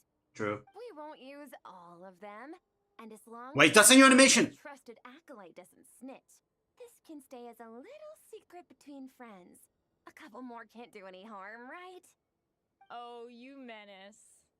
Then, think fast! This is silly. Pumping a balloon full of water really so much fun? The way she put it. Cute. Oh, that's her normal walk animation. Okay. If I hold the stick a little bit. Oh, that's a running animation, okay. I mean sprint, run, sprint, whatever. I'm sure you're both tired from playing all day. Come on, eat up. A plain, humble meal. That has always been the way of the Frost Moon Scions. Oh, the first old person I seen the first one. Summer berry dessert. I always get Lockaberry. Can you glide? I have no idea. Good idea. Let me try that. Have a bite of mine if I get to have a bite of yours. They're sharing food? Yeah, they're sharing food, Colombina. I've never shared food with anyone before. Oh? Even at the Harbinger tea parties, everyone just ate off their own plate.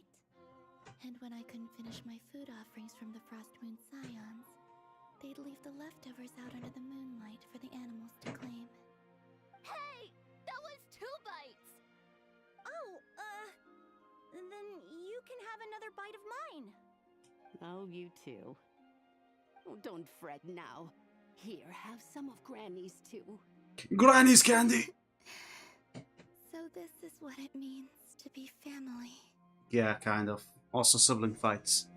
Crap ton of sibling fights. Hey, let me control her. Hi, verse, don't be a brr. I'm seeing so much that I'd never usually get to see. They'd never act like this when I was around. It's nice, being able to just watch people in peace in these final moments. What a rare opportunity. I think I'll go take a look around Nasha Town, too. Maybe the Traveler will be there. Okay. Let's hope I can get to control her. Limited reactions.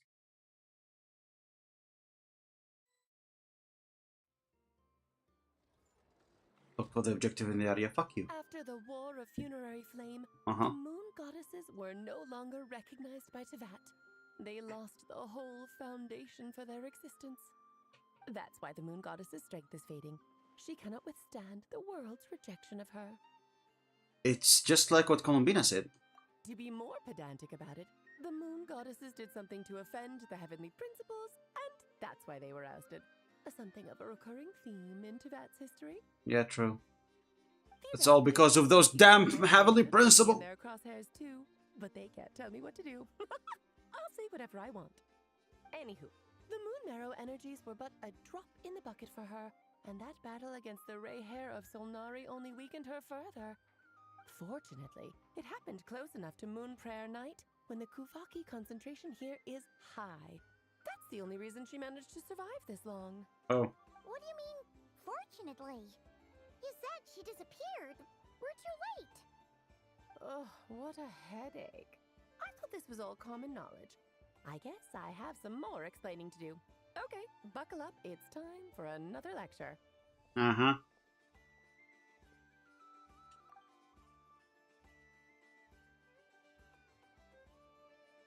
Damn it, Paimon. I said earlier that the moon goddesses lost the foundation for their existence. Uh-huh. The reason for that has to do with the natural order. Basically, the rationale for their existence in Teyvat was lost. Okay. The same logic applies to the present moon goddess too. Consider her existence so far. Her comrades in the Fatui called her Damselette. Okay. And she was worshipped as Kutar by the Frost Moon Scions. But these connections have now been severed, whether by her hand or yours. So, the rationale that once sustained her existence is now gone. Wait, we did that to her? Yeah. Oh, well, strictly speaking, yes. But let's not start pointing fingers, shall we? I'll only end up as the big bad villain, and that's not the kind of final boss I want to be. If you are making light of this, hopefully that means you have a plan. Of course I do. I'm only the greatest mage in the whole entire world.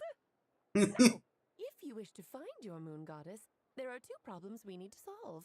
Okay, problem number 1. Firstly, we'll need to strengthen the connection between her and Teyvat, at least enough to sustain her until Moon Prayer Night. Strengthen her connection. But does that mean I'll have to rally all the Frost Moon faithful behind this? I'm afraid a bygone faith and a former home won't be of any help to her now. Do you know her name? Nope. Her name? Yes. Names are very important things.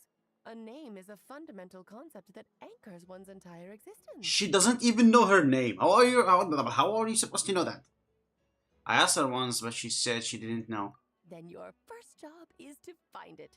As a moon goddess, I'm sure she must have a name she identifies with. Neither Columbina nor Kutar is her true name, and she's never really accepted either of them. So, finding out her real name is enough to sustain her existence? Yes, I know it sounds like a small step, but every journey begins that way. So for now, that's all we need to focus on. Okay, finding a name. The problem is with her plan to use the moon marrows to return to the moon. Unfortunately, piercing through the false sky will take an enormous amount of power. Oh. Given her current condition, she won't be able to provide anywhere near enough power, even if she recovers her physical form. But no need to fret. Nicole's the expert in this field, and I'm sure she'll figure something out. Okay. Mage N is going to help us out too? That's cool. That means we've got 2 Hexencircle mages on the case. This is turning into a pretty big deal. Of course. Actually, this is more of a side quest for me. I beg your Like pardon. you said, I'm a busy lady, so I can't stay for too long. I'll have to return to Teyvat's border soon. Thanks for telling us all of this. That's the upside you get for looking out for my little Klee. Hopefully that will incentivize you to carry on keeping her company in the future. Well, yeah, of course. We can't let that little adorable terrorist free. We can't risk her creating any more pawns. Anyway, jokes aside, you'd better get moving. It will take quite a miracle for the moon goddess's consciousness to hold out till Moon Prayer Night. Little adorable bomber. Exactly. بسم الله الرحمن الرحيم. Fuck you! المهم. Oh, I suppose I might as well tell you where Nicole is before I leave. ايه Off وين you go مكانها؟ now. Time to meet your new friend. Oh, yes. And a little suggestion. Don't forget to mind your heads. شنو معناته؟ شنو معناته؟ شنو؟ I wonder how Durin's doing. I should really go see him before I head back. اوه تعرف دورين؟ جميل. حلو حلو. I most certainly am. There's so many children I have to keep tabs on just in Mondstadt. Durin, كم طفل؟ Albedo, Venti, Varka. فاركا حتى هو ها؟ Klee didn't make the list, huh? Of course not. Klee is my pride and joy. Aw, I have no ظريفة. qualms about her, because she's the best child in the whole wide world. يا بخصوص هذا الموضوع. Klee's a little angel. I'm glad you agree. Well, all the best. See you when I see you. Okay, the meet is over. See you next time. She left. You sound so upset every time. Yeah, because Because I'm half introvert, it's kind of hard to figure out things to say, you know. Especially when I have a 1 minute time frame. Again, fuck you, Serpent. Yeah, she didn't pack up her stall. Should we handle it for her? Remember when you kept using the sax guy when I was trying to focus on the rhythm of a song? Yeah, still fuck you for that one as well. Stupid duck.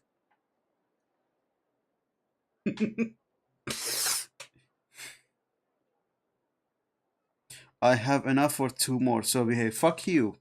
Fuck if I care. I have a cooldown. Do I? Did I put a cooldown?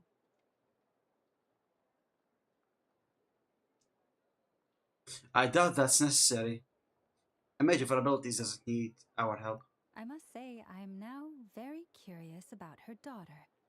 Klee, wasn't it? What's she like? Imagine a terrorist, small and cute. That's it. That's a long story. Come on, we'll fill you in as we go.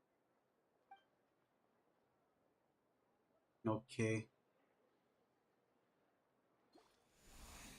Oh. Oh, back to Columbina. Okay, finally I can control her. See if she glides. See if she can cut. What's the word again? What a Climb. lovely place. I've never experienced Nasha Town like this before. Hey, you old geezer! Your hammer's rusted through! Who are you calling old geezer? Are they quarreling? I'm looking right at him! You've really gone downhill since giving your daughter free rein in the workshop. Can you even swing a hammer anymore? It shouldn't take you days just to fix a single chair. You might as well use that hammer to massage my back for all the good it's doing. Don't run your mouth, or you'll get a back massage that'll put you in bed for the rest of your life. Look, the materials haven't arrived yet, all right? You know how busy it gets in the days before Moon Prayer Night. I'll bet you send all the materials to your little princess. Blood's always thicker than water, huh? All right, you've made your point, Uncle Koski. As soon as the materials arrive, fixing your chair will be the #1 priority. And Dad, if you've got time to chat, why don't you lend me a hand, See? Lolka knows what the score is. I guess they're friends. But the way they spoke to each other was so ugly. Yeah, that's what friends do. Last day I called my friend. Yeah, so... Then again, it wouldn't be the first time I've seen something like this. Columbina! Sing outside my door in the middle of the night one more time, and I'll unscrew your vocal cords. You hear me? Oh, Sandrone. So that was her way of trying to be friends with me. Yes, wouldn't we know? Yeah, exactly. What a pity. I won't get the chance to say any ugly things in reply. Imagine her getting... Imagine someone with a very adorable voice say some mean shit. Like...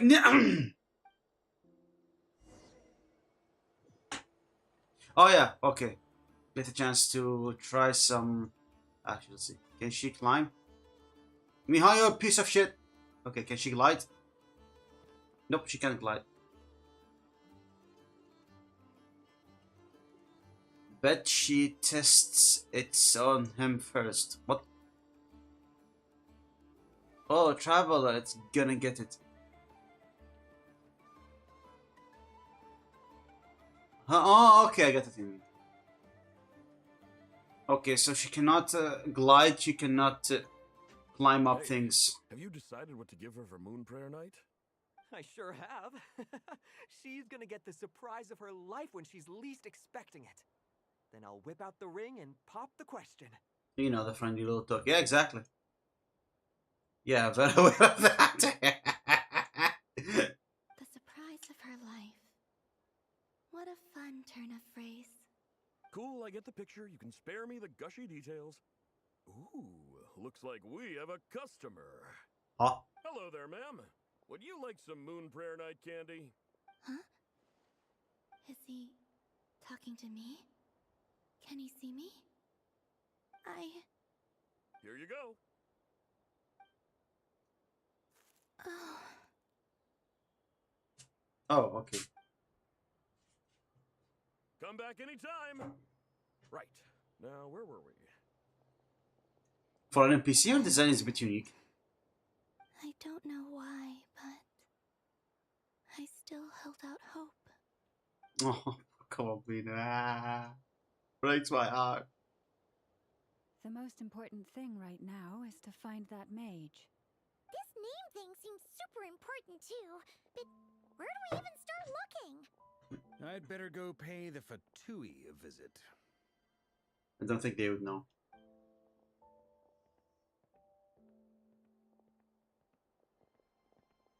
Is that an indirect kiss?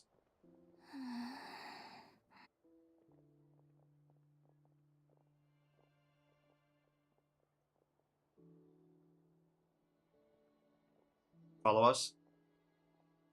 Columbina? Huh?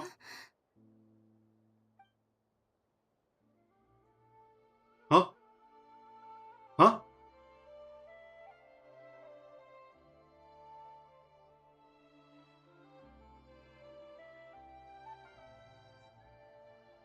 Traveler? Let's go! This is no time to be spacing out! So he felt her.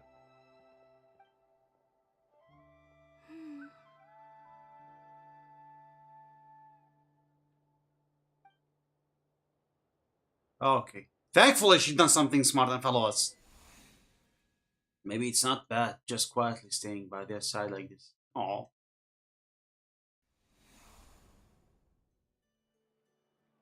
So she's following us. And now you again. Damn. Wish it was this easy. Ow. Where are they going? They mentioned a mage and a name? So, Mr. Varka, are you acquainted with this Nicole? Or should I call her Mage N? Ah, not really. We've never met, though she has come up in conversation. From what I've gathered, Alice kinda took Nicole under her wing.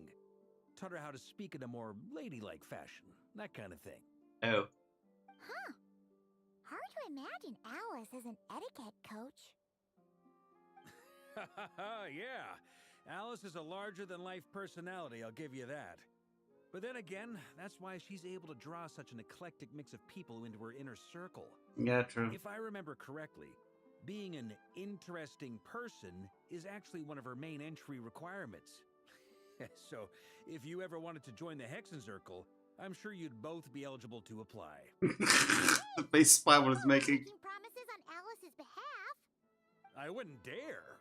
I'm just trying to paint a picture of the Hexenzirkel for you. Hexenzirkel. Okay, sure. Anyway, since none of us have ever met Nicole, how are we supposed to find her? We can't just go up to every woman in sight and ask, hey, are you Nicole? Okay. I think it's pretty clear she found us. Maybe something she's wearing will give it away? Like a wind bloom pinned to her chest or something. Wait a minute.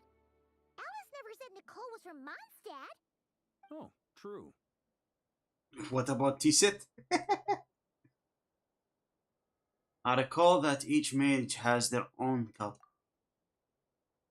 That would be this young lady, then? Who?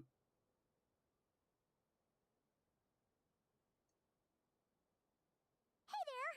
Sorry to disturb you, but are you Miss Nicole? Varka, Knight of Boreas of the Knights of Favonius. Alice might have mentioned me before. Oh. Have we got the wrong person? Sorry. Well, this is awkward. Yeah, I like that. When I shook my head, I meant, no, Alice hasn't mentioned you before. The fuck? Huh? Huh? Where is this voice coming from? My apologies. For certain reasons, I am unable to speak. This is the only way I can communicate with you. Huh? It might take some getting used to, but I hope you can understand. Okay. It's fine. I'm more shocked by the fact that Alice never speaks about me. I mean, As Sad. for you two, we have crossed paths twice before, but it is nonetheless a pleasure to finally meet you. Wait, what? It's really you! Thanks for all your guidance in the past! You're quite welcome. This time, things are different. We have reached the unwritten pages of the story. You might say that we stand at the crossroads of fate. So, what? Now then, allow me to formally introduce myself. My name is Nicole. The unappreciated master sculptor, the immortal library giant, if only they'd write, and the silent angel, yet also orator. Orator? What does orator mean? The instantly they utter a word, etc., etc. In summary, to remain silent is to be observer of the world. Okay. No, stop! Alice, I can't believe it.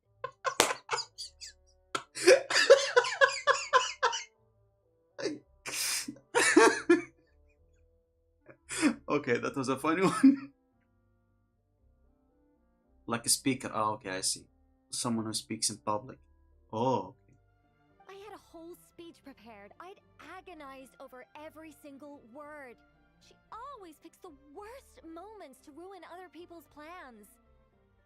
Wait, hold up. Does that mean all the other introductions for the Fatui were also made by Alice? I'm so sorry about that.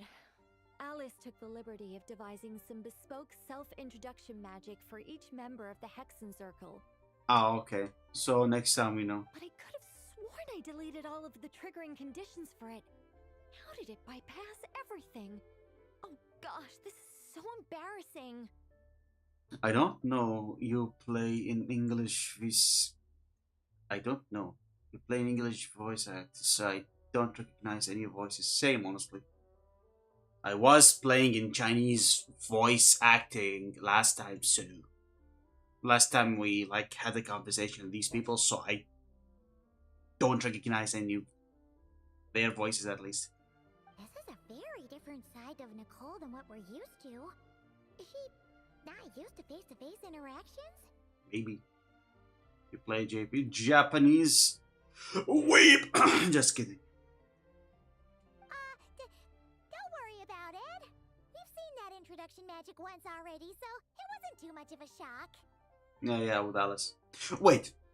If we can hear her in our heads, can she hear us?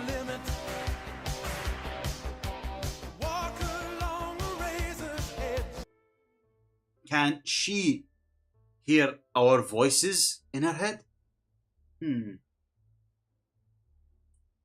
Yeah, that's a very interesting question. I'm gonna go do 5 push-ups, then go and drink some water and put the plate of grapes back in the sink because it's already empty. And I ate all the grapes, so I'm not sharing any with you, duck. Oh, I'm gonna watch as an exercise. 1, 2, 3, 4, 5. Okay, glad that I'm still in the shape to do 5 push-ups. God, I remember the days when I wasn't even able to do 1 push-up. Alright, be right back. I'll drink some water.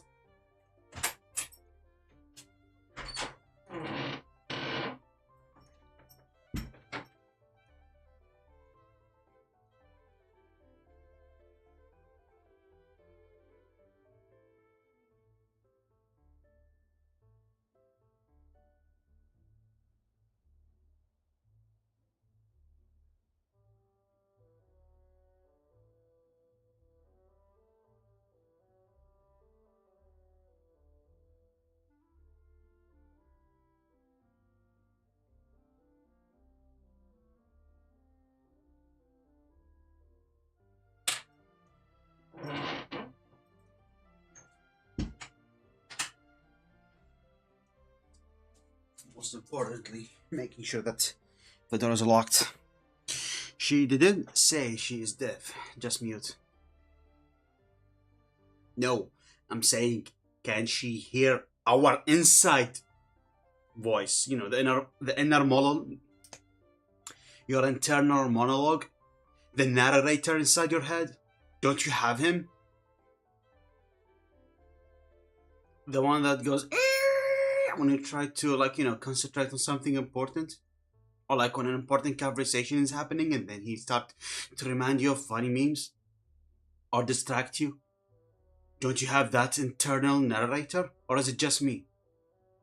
Oh, I get it. That would be invasion of privacy. Also, you do. Oh, okay, good. I thought I'm the only one on that one.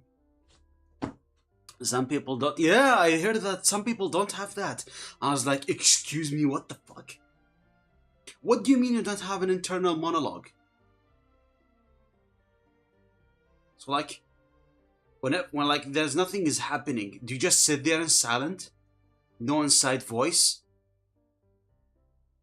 to talk about things?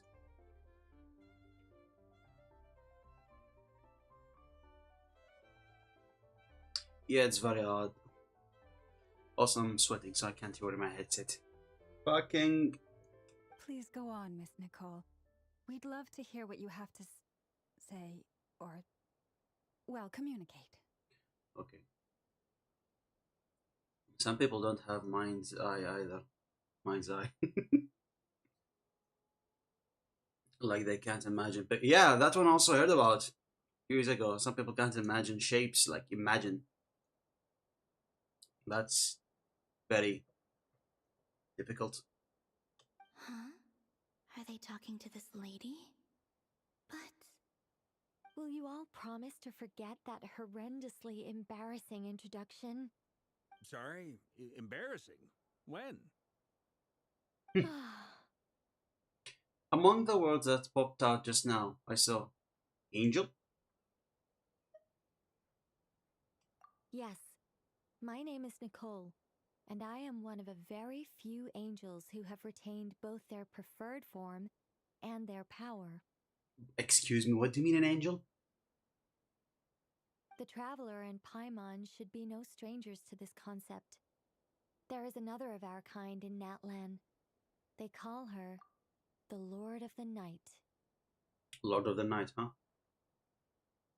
Should be no strangers to this concept. There's like another of our kind in Natlan. Lord of the. Wait, no, that's Night Kingdom, not Lord of the Night. Okay. Anyway, like they can. If you tell them to imagine a house with a red door, they just see it as a word. Oh. That is definitely interesting. Okay, I stop sweating so I can wear my headset now. Ah. Alright! Paimon remembers her! No, I don't remember her. Let me just go get a little refresher. Who is that lady of the night? Real quick. Genshin Impact, lady of the night. Fuck your AI mode. Leave me alone.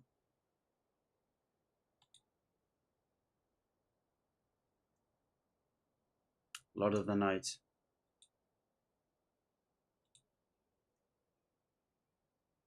Oh God, Night Kingdom, past angel, seally devoured. Appearance, where did she appear? The night has yet to show the physical humanoid appearance, only appearing as a mystical swirl of smoke. However, based on deception, angels in the world room, and during the World Quest, revelations from the past. Oh, it's that World Quest. Okay. Okay, I get it now. It's from World Quest. Yeah, that does make sense.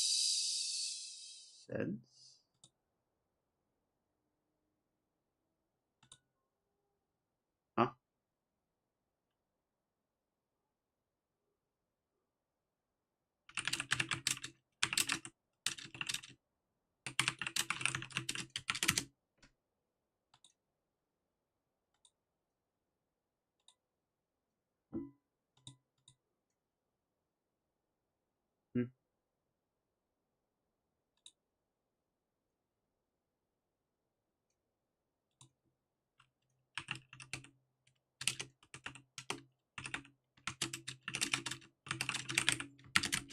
Yeah, sorry about that. I'm back.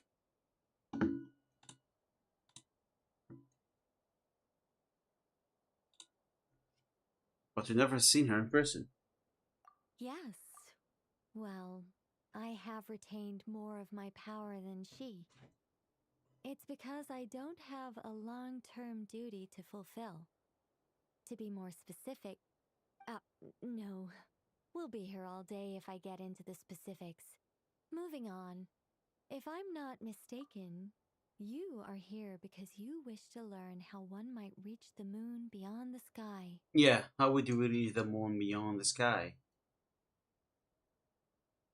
I don't get any of it either. I didn't play for over 3 years now, or longer. Kinda feeling sad, but no more gacha games for me. Yeah, I get that. I could give you a small recap after a stream. I would reach moon beyond the sky by eating a lot of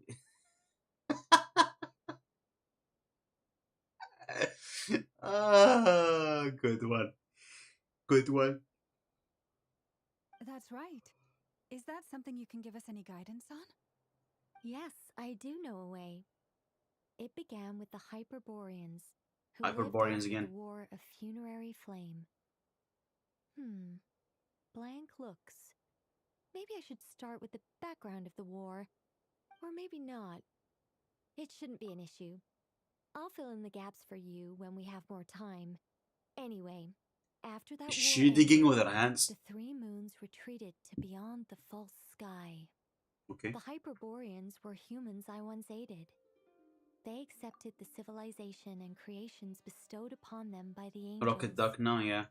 But despite accepting many blessings of the angels, many among them still held on to their faith in the moons. They were reluctant to accept the new order. Well, they can go to beyond the false sky or the hospital, depending on which one. Even after the War of Funerary Flame, they sought to contact the moon goddesses beyond the sky. Aw, poor Colombina. But all three had passed away by that point. This mage has a unique method of communicating. Is she talking about the moons? Yes, but they did not know. And so, still they prayed for the moon goddess's mercy. She's chasing Boar. Not Boar, it's like, what's that, Japanese... What's that Japanese animal that shapeshift? It's like in the Japanese mythology.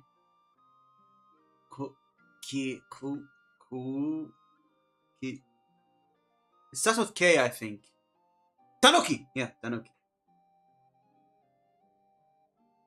Mental legs. Oh, okay. After building titanic structures that consumed vast amounts of Kuvaki, at last they glimpsed the moons and heard their voices. But of course, they were gravely disappointed. For it was then that they realized the three moon goddesses were dead. Oh, no. That's such a sad story. Sad story indeed. It is. Humanity was in a very sorry state at that time. The angels who had once aided them were gone, and the War of Funerary Flames had left them homeless and destitute. Just a second, I gotta ask. How relevant is all this history to the task at hand? Well, I mean, it's... Okay, it seems we've drifted into irrelevant narrative waters. It's been a while since I've had the chance to speak inside someone's head. As soon as I got started, I lost control and the words just flowed out like a waterfall. Good job, Vodka. What I'm trying to say is... Right, yes, that's it. She's blushing, embarrassed. Good girl. Is the ritual created by the Hyperboreans. Okay. The fact that they bypassed the false sky and saw the true moons implies that they successfully built a connection between Teyvat and the outside world. Okay. Which means, with enough Kuvaki and a sufficiently stable connection, it should be feasible to send one person over the border. Okay, so they built some kind of portal? Oh, yes. A portal. Yes. Is something wrong? You sound disappointed. I just didn't expect you to summarize it so well. It turns out I could have said all that in one word, if only I'd managed to think of it. No, please, it's fine. This is invaluable knowledge. I'll be sure to record and preserve everything in writing. Oh, really? Well, in that case, I suppose I could backtrack and add some more detail. I did gloss over a few things so far. Whoa, whoa, whoa, time out. Let's summarize what we've got first. Yes, Varka, keep us on track. The Hyperboreans were the last ones to use this method, right? So we somehow need to find whatever structure they built and make sure there's enough Kuvaki to power it up. Luckily, we have the moon marrow of both the eternal and iridescent moons, so we're all good for Kuvaki. Which means the key issue we need to focus on is finding the place. Am I right so far? Yes. Although, I expect the structure is long gone by now. Oh, shit. That Yeah, said, 6,000 years. What if we could take advantage of the Phantoms to travel back to a time when it still existed? Well, travel back isn't quite accurate. It's more like we'd be creating a handshake between 2 points in space-time. We wouldn't even have to pick a time when it still existed. It could just be a time when it still appeared in phantom form via projection, or we could project our own phantoms, fold them together, You look lost. Was that too hard to follow? Yeah, things got a little, technical there. Paimon's brain is reaching capacity. Same. Alright. Let me think about how to put this more simply. Okay, got it. Over the next few days, I'll search for phantoms that we can use. Once I find one that meets the criteria, I'll let you know and we'll regroup. By completing certain rituals, specific individuals will be able to enter the phantom and make it to the Hyperborean structure. Oh. If everything checks out and it looks feasible, we'll just need to wait for Moon Prayer Night, and we can send the Moon Goddess back home. I'm really skimping on the detail here. Is this making any sense at all? Yeah, it does. I think so. For now, we'll just wait to hear from you. Yes. Basically, yes. Great. Counting on you. In the meantime, we'll focus on finding the Moon Goddess's name. My name? Are they looking for a way to stop me from disappearing? Yes. Excuse me, Miss... Go on, Miss Nicole. This conversation was a little all over the place. I didn't catch your name. I am Lauma, of the Frost Moon Scions. Ah, I did wonder. I noticed that you listened very intently when I spoke about Hyperborea and the moon's history. If you'd be interested, I'd love to visit you this evening and go through it again in greater detail. Also, if you were serious about making a record, it would be too risky to simply write down the raw details as is. I would suggest some tweaks. Maybe rewrite the stories as fairy tales or fables, perhaps even prayers. Anyway, we can cross that bridge when we come to it. So, see you later then? Oh, and no need to prepare anything. Just a cup of tea will do. Aw, a cup of tea. See ya! Oh, great heavens. She seems friendly. It's just... It's so nice to find someone who's actually willing to listen. I've been dying for a chance to finally go through all this systematically from start to finish. Any longer and I'd probably start forgetting it. Now Paimon gets why Alice told us to mind our heads. What did I tell you? A lot of quirky people in Alice's orbit. Now then, the next order of business is, where do we start looking for the Moon Goddess's name? Maybe the rest of what Nicole has to say might give us some clues. Maybe you could have just asked fucking Nicole. I'll summarize the salient points and share them with you all. I'm also inclined to review our other documents. Yes, our faith was first established by our Hyperborean ancestors, but many of the more factually accurate records are from after Kutar's birth. I have a hunch that Fatui might know something too. Sounds like we're gonna follow Columbina's journey through Devat, huh? In that case, we'll start by heading to the Frostmoon Enclave. Sounds like a plan. Take this with you. I'll see about getting in touch with the Fatui. It'll probably just be Arlecchino and Sandroni again. They're the only ones who would want to help. Thank you, Mr. Varka.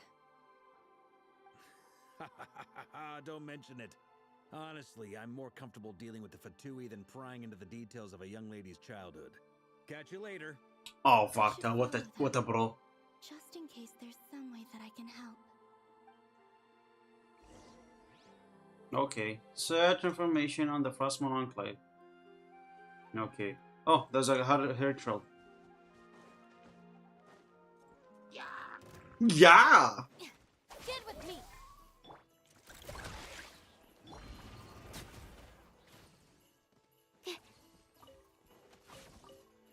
Where's the other one? Here. Take this. Be silent.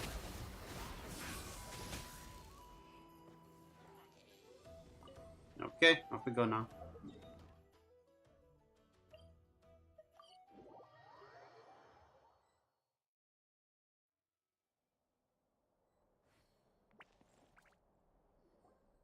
A while ago, I took the time to organize all documents in our possession that pertain to Kutar. What you see here is the material I consider reliable. Okay. You're saying there's unreliable material too? Yes. Most of the information we have was transmitted through an oral tradition.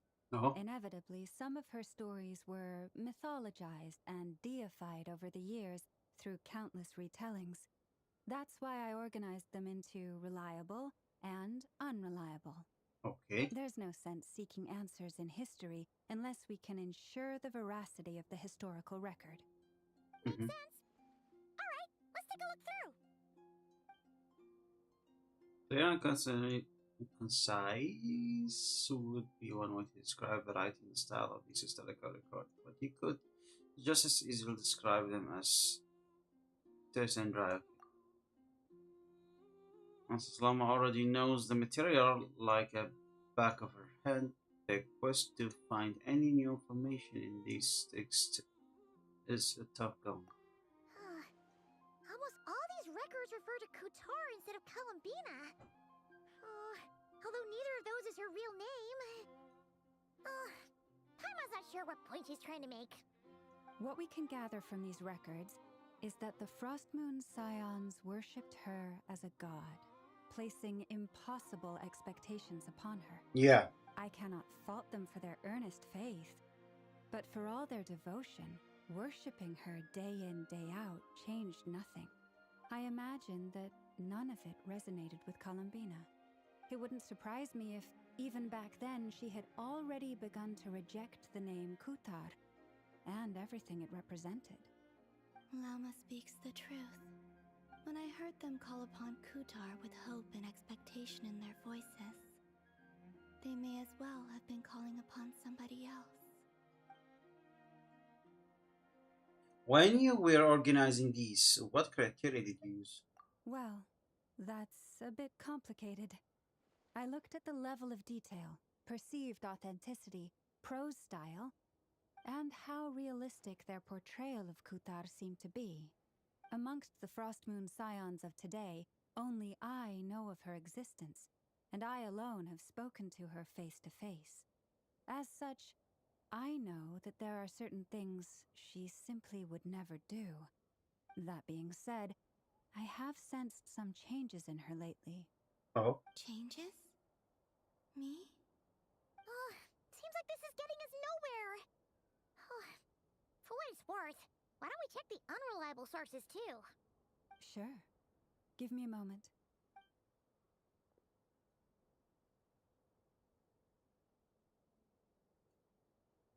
Exerting but a fraction of her divine might, Kutar sheared a great mass from the snow-capped mountain and cast it into the sea, upon whose surface shone the mirror image of the moon. Thus was formed the island of Hisi. What? Yeah, right. That doesn't even begin to pass the sniff test. The 3 moons are naught but lies through and through. Only one moon has ever shone for us, and Kutar is her name. The subjectivity is strong, this one. We've heard something like this before in Natlan. The vast majority of ancient texts are filled with fanciful tales like these. I trust you understand my criteria a little better now.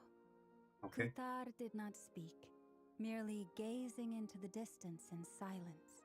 And where her gaze landed, this was her prophecy.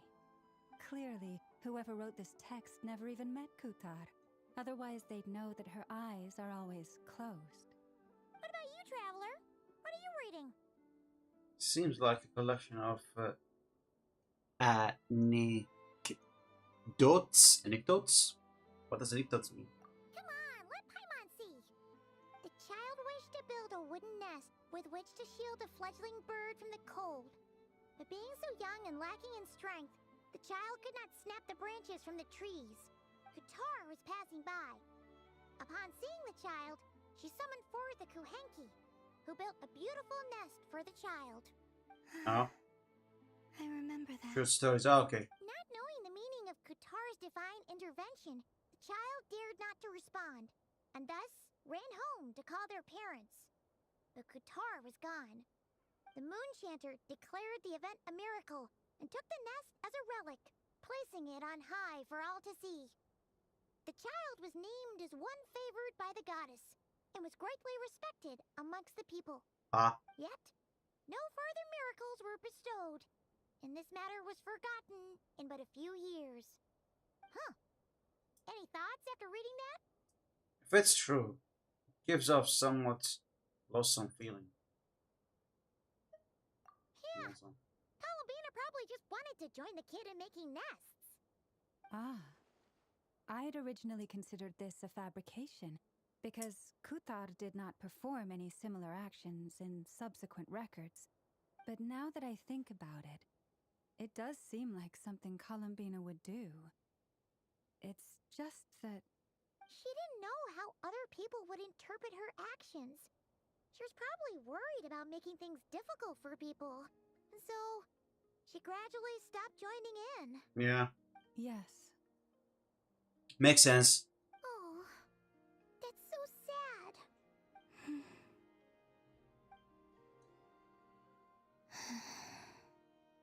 And now, I can make no such gestures of warmth, even if I want to.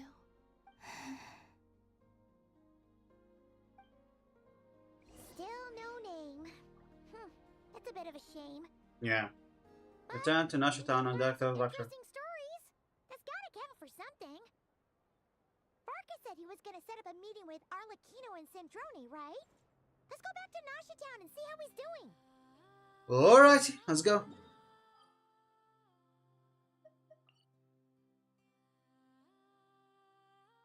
Curatorium of Secrets.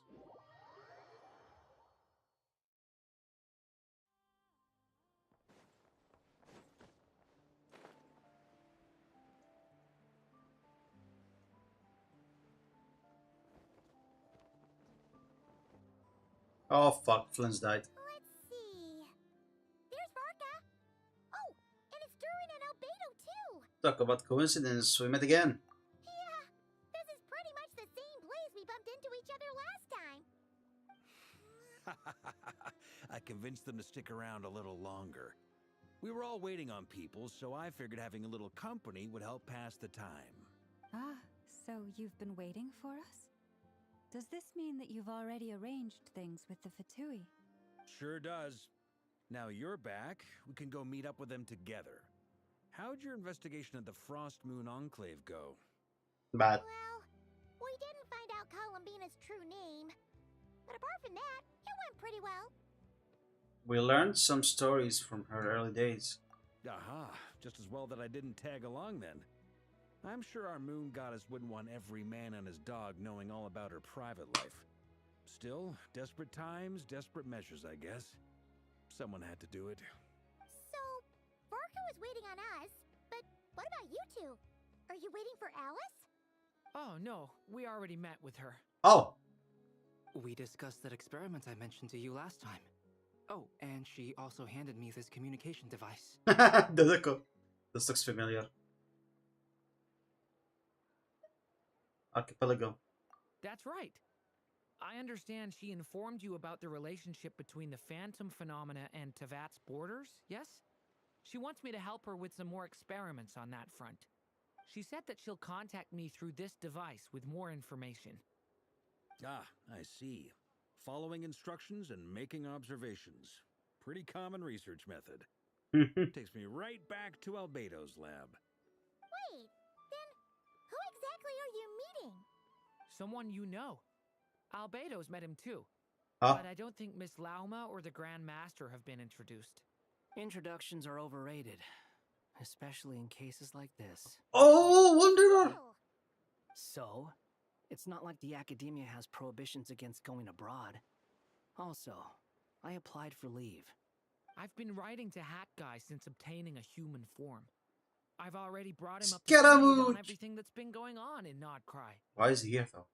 Hat guy. Turns out, I actually have heard that name before. Oh? Then why did you react the same way I did? I only knew the name, not the fella. But since we're all here, let's do some introductions for what it's worth. I'm Varka, Grand Master of the Knights of Favonius. Lauma, Moon Chanter of the Frost Moon Scions. And I'm a Drioche from the Vahumana Darshan of the Sumero Academia.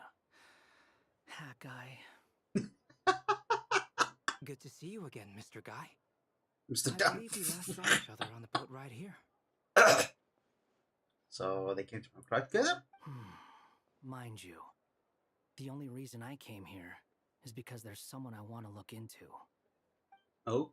Who's that? The Doctor. Oh! Also known as Dottore. Second of the Fatui Harbingers. Second. Just as I thought. From the tone of your voice, it sounds like there's bad blood between you.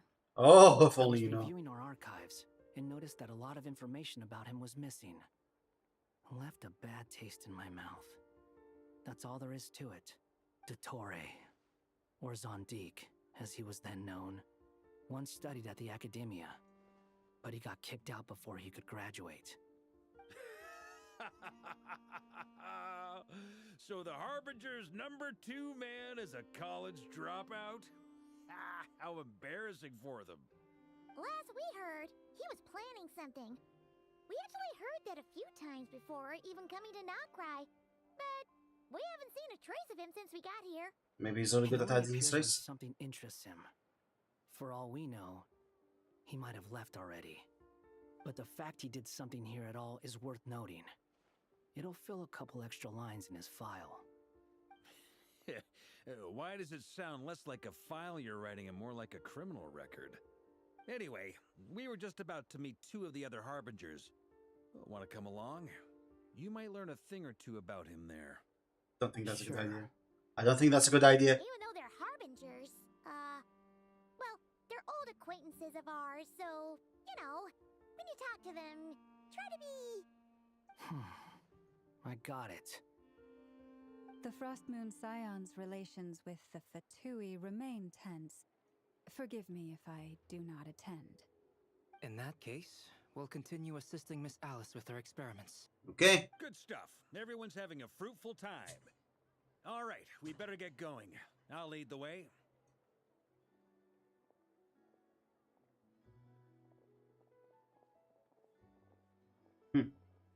Hey. Are you here for revenge? Well, yeah. That's obviously part of it. But I'm not the only one who has a score to settle with him. Yeah, we too. Neither you, nor Lesser Lord Kusanali, nor I want to see him meddling with things again. Fair enough. One other thing.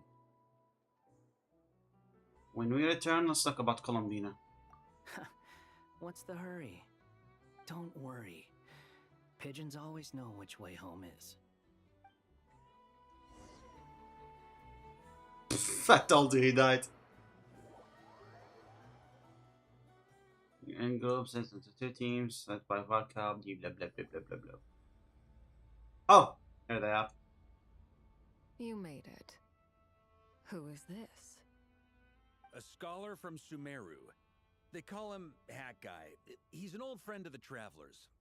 Wait, this is the academia representative you wrote about? He doesn't exactly look the part. I believe this will prove my identity. You'll notice it bears the seal of the Sanctuary of Surasthana.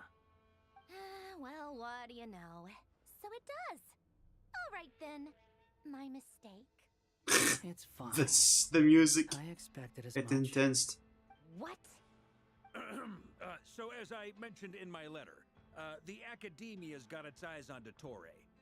But this matter remains top secret. Apart from those assisting in the investigation, the fewer people who know, the better. If anyone asks, I'm here in Nodcry to pursue my personal academic interests. Gotta say, Barca, you did pretty well to keep all this under wraps for so long. Sounds like you got in touch with the Academia about this way back. You flatter me. You're harbingers. What reason would have to disclose information about the topic? Where do I even start? Remember that time we fought Rerir at Star Sand Shoal? Yeah. He sure let me have it then, didn't he? I'll bet Dottore had that all sketched out, with me as his convenient little pawn. He could not care less about us if he tried, but hey! The feeling's mutual. Does Dottore really strike you as the sort who values his relationships with his colleagues? Fair point. Definitely not. Which is why I always keep my guard up whenever he starts making suspicious moves. To that extent, our motivations align. On top of which, I consider you trustworthy people. Aw, thank you. Back on topic. In the wake of the Reikir of Solnari episode, Sandrone and I grew suspicious about Dottore's complete inaction during the entire affair. So we tried to find out what he'd been up to, but unfortunately to no avail. He never lets anyone in on his plans. The more he cares about something, the more secretive he gets. Indeed. Perhaps he believes that by keeping a low profile, he can avoid trouble. But that trick isn't going to work on his colleagues. Yeah, I mean, he's been researching the ancient moon's remnants. And he's been trying to get his paws on the moon marrows. Only an idiot would believe he doesn't have something more planned. Oh. With this in mind, I returned to Snezhnaya and relayed my thoughts to Her Majesty the Tsaritsa, entreating her to have him recalled. That's pretty direct. Did the Tsaritsa agree? Yes. I made it abundantly clear that the Fatui's business in Nodcry is almost concluded, and we do not need 3 harbingers in this territory. Her Majesty concurred. Accordingly, Dottore has returned at her orders. I imagine he is continuing with experiments, which no one besides he would ever have any interest in. Okay. Common sense might mean nothing to him, but he's not stupid. He knows that no good can come from opposing the Tsaritsa. Smarts alone won't get him all the way. He needs the Rooster's resources and Regrator's Mora.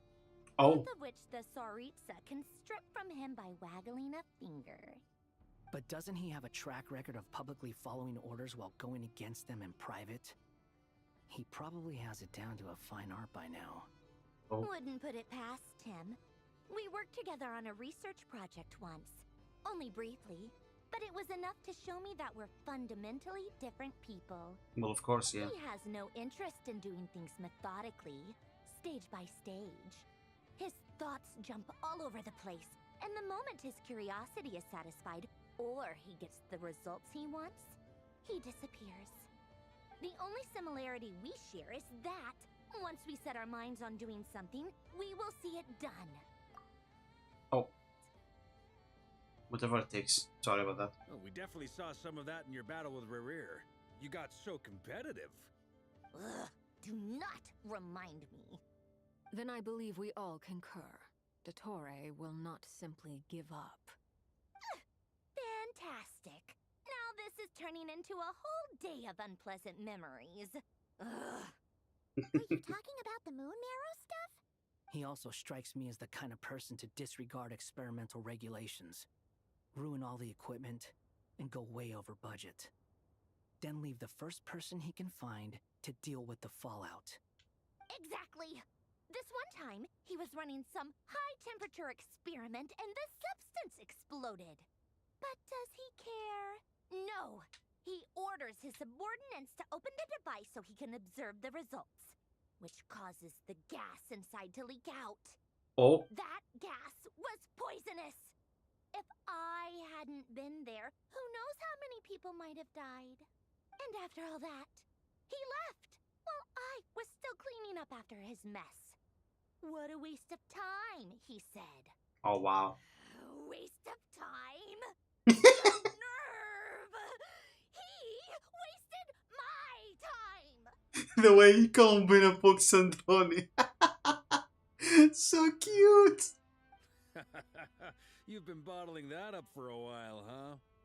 Hat guy, I must say, you seem awfully familiar with internal Fatui affairs, especially when it comes to Dottore. Thank you, Lady Harbingers, for providing such valuable information. I have no other questions for now, so I'll be on my way. Wait, what? You're just gonna leave? Just like that? You're welcome to join if you want. Ugh. Just when Paimon thought he'd finally mellowed out. He makes quite the impression. I'll say. I've met tons of headstrong people, but not many of them would join me in bad-mouthing Dottore. Anyway, back to the main agenda. Barca, you said that Columbina has gone missing? Or rather, disappeared. Yeah. We're working on building a connection between her and this world. The simplest method is to find out her real name. I've actually asked her that question before, but she said she didn't know. Considering our relationship, I doubt she was lying to me. She could have just given you a persuade him. Persuade him? What did she do while she was with the Fatui? As far as I recall, she was never dispatched by Her Majesty to claim a gnosis or anything like that. The Tsaritsa's plans had long contained a place specifically for her. Oh. I always thought that was weird. What could she do that the rest of us couldn't? A nickname. Oh, okay. Knowing what we do now, it's probably something related to Kavaki, right? More than likely. When she first arrived, Columbina would often go to Her Majesty and ask when she could start the task assigned to her. But Her Majesty always gave the same reply. The time has not yet come. So she spent her days in Snezhnaya doing basically nothing. The Tsaritsa has summoned a beautiful blind maiden to be a harbinger, giving her the third seat by virtue only of her enchanting voice. It was a dumb and stupid rumor, but the reality of the situation made it hard to refute. And what happened after that? I imagine she stopped caring. She no longer seemed to care why she had been recruited, and Her Majesty never gave her any missions, so she just continued to sing in the flower garden. Flower garden. For my part, I was busy. So busy, in fact, that watching someone be that idol had me fuming. But still, I got the sense that she had long been used to a life of other people claiming she was needed when she wasn't. I just felt that having a place to stay would cost me something eventually. Maybe. And so I waited quietly for the day that I would have to pay the price. And on the other end of that spectrum, you had me. Someone once told me that I had the lousiest work and the toughest luck. That's a good way of putting it. I forget who said it, but those words have always stuck with me. Sounds like something.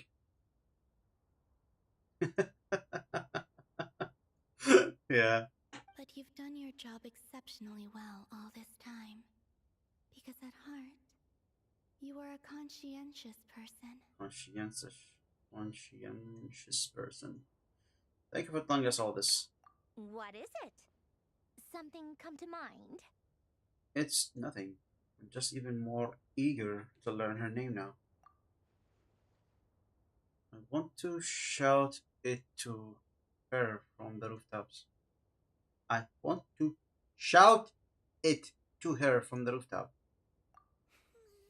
That makes sense. Nothing screams you are needed like your name shouted from across the town. Well, good luck with it. But if you ask me, Columbina is still the most shoutable name. I'm just so used to it now. After all the arguments we've had, I can't be bothered trying to remember another name for her. Wow, that's so mean. Nor I. Sandrone. Harlequino. Chat further about interesting moment. Huh? It's a Sealy! Sealy. Does that mean Nicole has news for us? Ladies, I thank you for your hospitality. If the chance ever comes up, I definitely owe you both a drink sometime. I'm sure it will. You can make your own way out. Heck, you've been here enough times, you probably know your way around better than I do. Take care, everyone. We'll be in touch if the situation changes. Okay, time to do what adventurers do best. Follow that Sealy! Okay. Huh? Doran! We playing as Doran.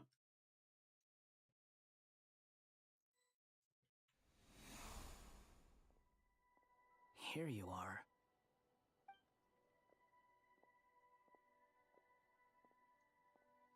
Oh, that guy. How come you're back so soon? Did things go all right with the Fatui? Fine. Dotori's been summoned home by the Tsaritsa. Couldn't get much more than that. How about you? Any progress with the investigation? Hopefully. Unfortunately not. We've tried everything. Different phantoms, different locations, different points in history. But the results are the same each time. Abyssal monsters roaming the land. People crying out in despair, with no hope of being rescued. Every time I see it, I can't help but think. Is this what it was like in Mondstadt when Dragonspine Durin attacked? Dragonspine Duran attack. What? And if I fail in the task I've been given, will I create yet another tragedy? That's just meaningless speculation. When we encountered similar phenomena previously, I tried to interfere with those illusions, using sounds and lights to guide them. However, we could not change their fates. At most, we were able to extend their existences. The events of the past are like fate that has been written into Irminsul. There isn't a living thing in Teyvat that can escape its past. But Miss Alice instructed us to try to find ways to change the outcome that these phantoms face. It's an impossible task. Can't you just refuse? Since she asked Wait, us Alice to do said. this, I feel like it can't truly be impossible. Or if it is, well, mages can make the impossible possible. I could not have been born as Durin otherwise. But you also said that your past 39 attempts were fruitless. That's true. But you're still going. Yes. After this many futile attempts, surely you realize that you're not doing this because you still believe what some mage told you. It's because you want her hypothesis to come true. It's something you wish for deep inside. So, think for yourself about what you want to do. As long as you don't believe it's futile, it isn't. Aw. Yeah. Previous experience indicates that we cannot touch the phantoms, which limits the effectiveness of our interventions. If we want to clear this hurdle, we need to break this rule somehow. Same thought here. Following the same rules means repeating the same failures. Reducing ourselves to mere playthings of fate. Okay, so? What do we need to do? So you mean we need to figure out a way to make contact with them despite knowing that we can't? Yes, and I suspect that's something only you are capable of. Everything in Teyvat is logged in Irminsul, but the withering that once occurred in Sumeru was a sign that the Great World Tree was being corrupted. This corruption allowed things that should not have existed in Teyvat to appear. This is tantamount to rewriting reality to an extent.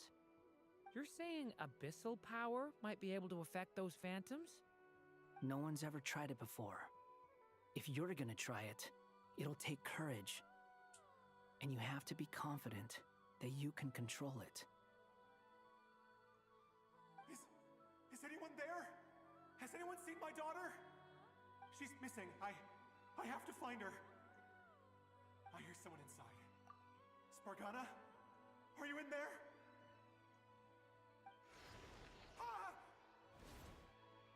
If I can use my abyssal powers to warn him that there is danger here, maybe it'll change his decision.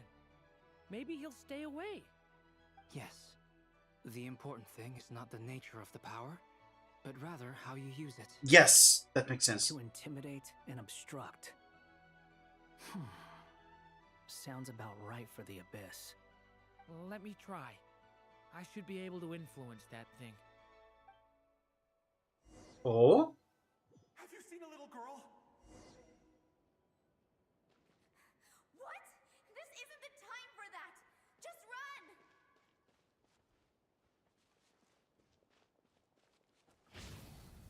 Devouring claw! I hear someone inside. Spargana? Are you in there?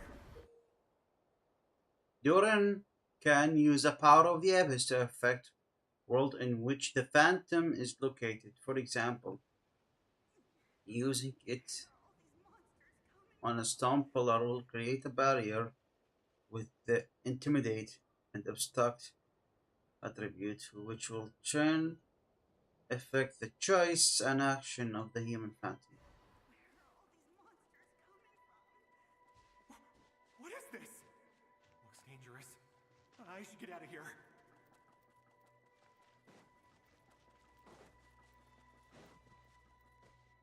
Okay. He really left. Ha! We did it! Don't celebrate too soon. Follow him. See what he does next. Yeah, his fate is still that he's dead. Monsters approaching from the front. You need to stop them and create an opportunity for him to hide.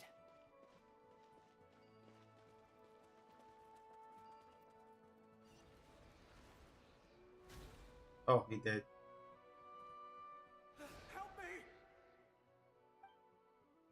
Phantom has met it and sent this place of origin. Okay.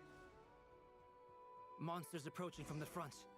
You need to stop them and create an opportunity for him to hide.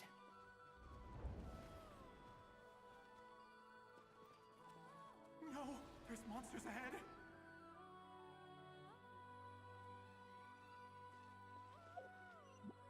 Wait, is that the barrier I saw earlier? Why is it appearing now? It's as if someone's controlling it.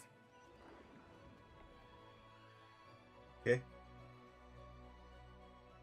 Alright. Monsters are gone. Is it safe now?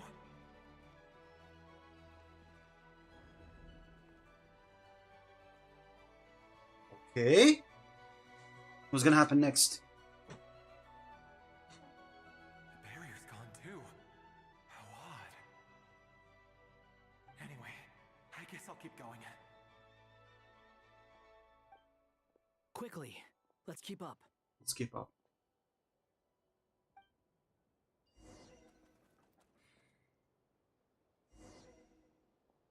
Wait, there was someone else here? Don't go any further. We've got anti-monster traps laid out everywhere. But my daughter must just be up ahead. I have to go. This way's blocked.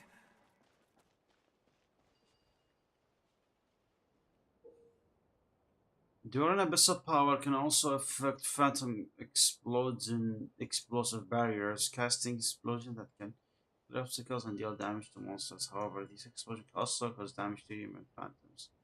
So use with caution. We might be able to use the explosives over there, but we need to take care not to hurt him.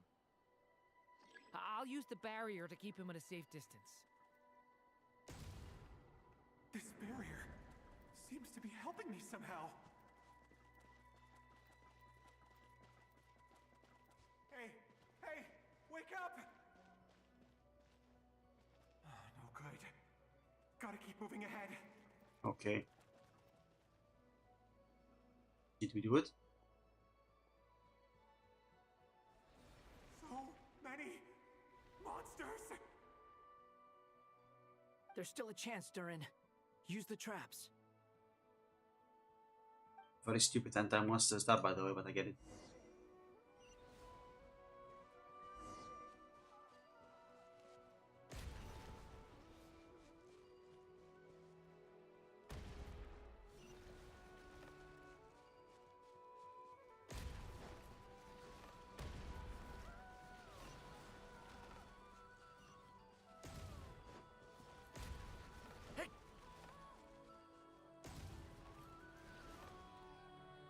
That's all? This is a new development. I've never seen this happen before. We might just be able to save this person.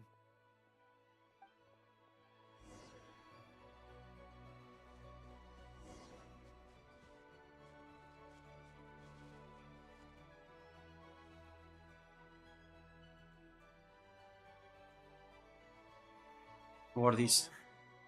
Have you seen my daughter? Spargana's her name. She's carrying a large backpack. Get out while you still can, you fool. You won't find any survivors here. But I can't just leave her here. She must be so scared right now. Sorry. Wish I could help, but I haven't seen her. You'll just have to keep looking. Okay, thank you. If I do find her, I'll get her to shelter and come back for you. Don't bother. I've got nowhere left to go. Who's this person? Monster. What's that noise? Monster! No, if he goes inside, he'll be walking into a trap. Let's try this once more. This time, we have to stop him. Alright, yeah, then that will be done. Wait for another chance. Okay.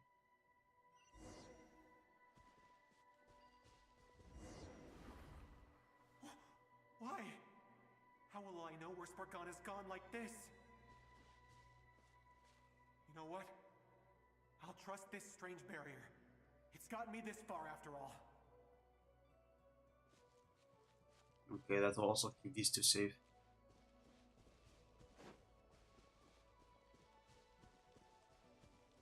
These two are clearly dead, but they are using the sleeping animation. Hey, let us out! Hey!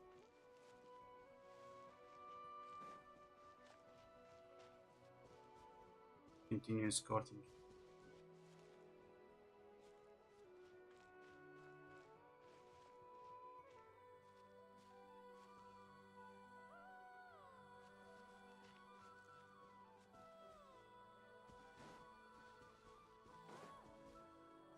Oh, what did he do?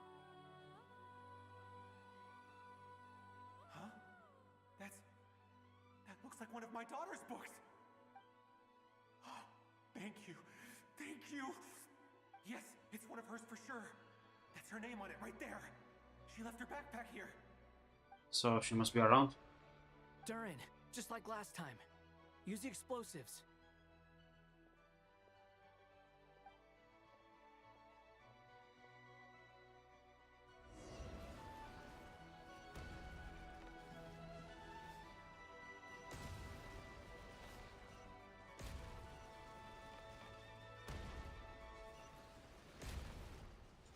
Oh no.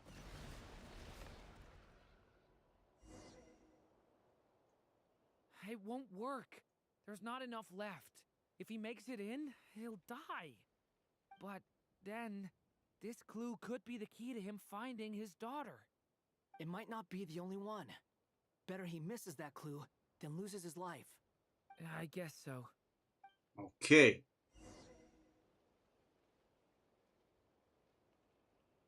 Stop him, Durin.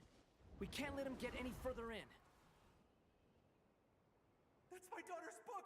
She's passed this way! Why? Why won't you let me go in? I've searched and searched and searched just for this! But how will I find her without any clues? Clues. I no longer have anywhere else to go.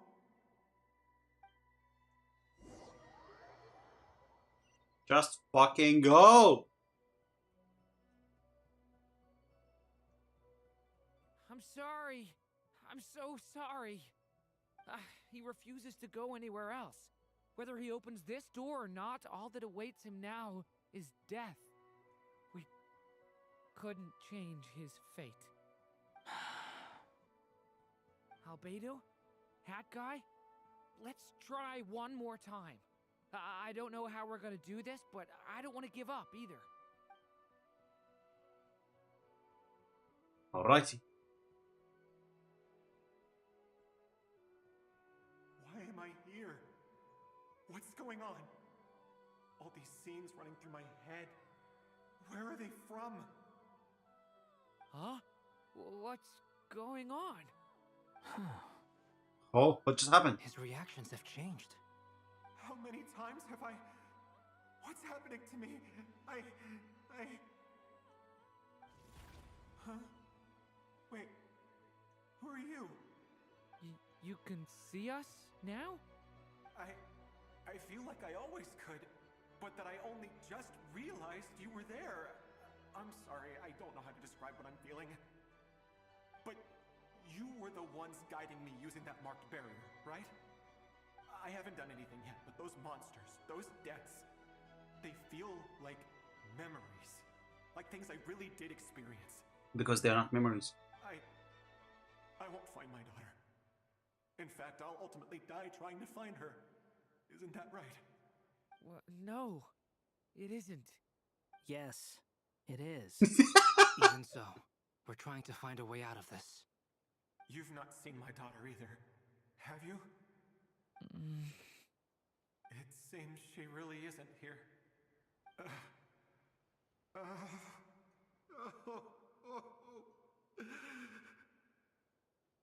Poor guy. I'm sorry we couldn't help you.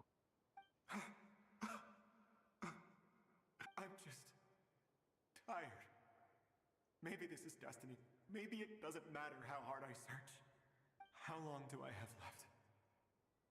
Experience says 15 to 20 minutes. 15 to 20. Thank you for all your help. Let's rest a while. You look exhausted too. Now's not the time for you to start pitying us. It's not pity. I'm just realizing that I've only got 10 or so minutes left. You know? Well, if you don't go inside, you can have all the time you want, you know? You say you're from Mondstadt, yes? A place with windmills, where people enjoy limitless freedom? And you're from Sumeru, where they've built an academy into a giant tree? Yes. It seems you've never heard of either place. Those names are unknown to me, I'm afraid, yes. Have you heard of Hyperborea? Yeah, we do. I have, but I heard that it was destroyed in the distant past. I see. That was where my ancestors once lived. What about Delphi Pytho? Was it later rebuilt? I've never heard that name. So no. Then what about Salvindagnir? I have seen that name on stone tablets on Dragonspine. But I'm afraid the only things left of that place are its ruins. I see. Sure enough, there was no way to turn this around, huh? I'm sorry. I was the one who asked to chat, but it seems like we're too many ages apart. There's barely any common ground to start from. It's all right. We did hear something new, at least. From how you speak of your lives, things must be going all right for you, I guess. They are. Mondstadt is a place of freedom and happiness. There's a lot of good people in the church and the Knights of Favonius, and even outsiders find that it's an easy place to feel at home. We have festivals a few times a year. Everyone gets together to drink, sing, and be merry. Sumeru is a lot more uptight. Not really the kind of place where you can relax. It's a nation fraught with problems wherever you look. But if all you want in life is to seek knowledge, I guess it's pretty much paradise. That's wonderful. In other words, after this all-devouring black tide passed, humanity did not merely avoid extinction, but rose to build prosperous civilizations anew. Well, of course, yeah, they always do. I mean, humanity as well. All right now, that must mean the future isn't a total mess, right? Yeah, kind of true. Well, time's almost up. Let's part ways, I think. Might be best if you don't waste too much time on me. The chances are slim, I know, but I'd like to spend these last few minutes looking for Spargana. If things work out, I'd love to tell her about what I've heard. May we meet again. Well, or not, most probably. In that case, may your wishes come true. He seems a very reasonable guy.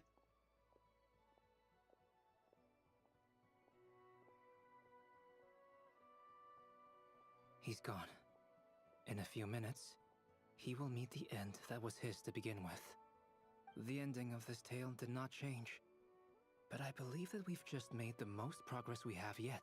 Yeah. May your wishes come true. If only it were so simple. Hat guy, could I ask you a question? You've never talked about your past. It seems complicated, and it weighs heavily on you, too.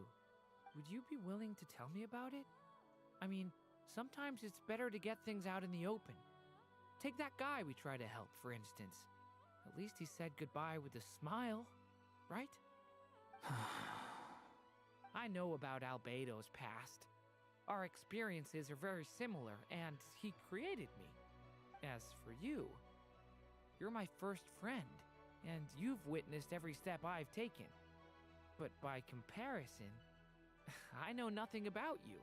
Either way, I mean, we're still best friends. But if I knew more about you, I might understand your thoughts a bit better. I've told you about myself. I'm a student at the academia. And what did you do before that? Prepared for the entrance exam? All right. If you really don't want to talk about it, I won't press you any further. I was a puppet built from the branches of a white tree. Using technology left behind by the Conrian schools of mechanical engineering. A white tree? You mean an Irminsul tree? Yes. A branch of Irminsul that was once connected to the main tree. Huh? So you had a human creator too? Yeah. But my creator abandoned me after deciding that I was a failure. After that...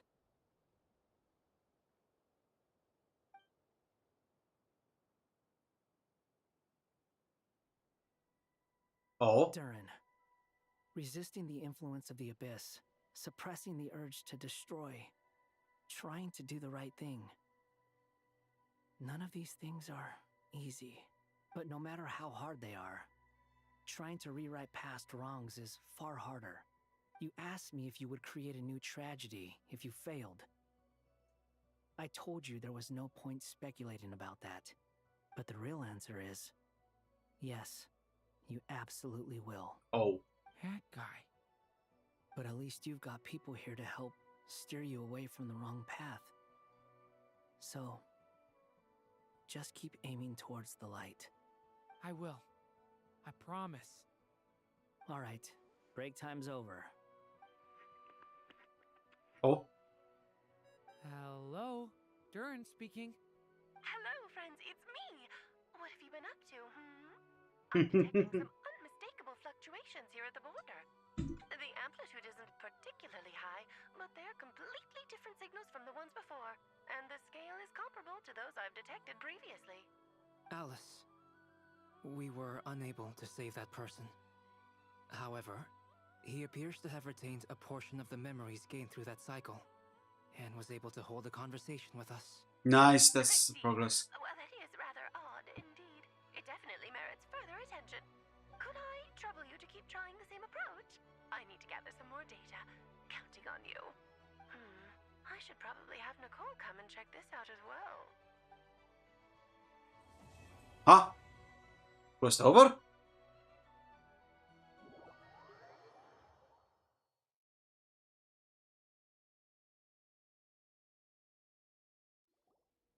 There you are.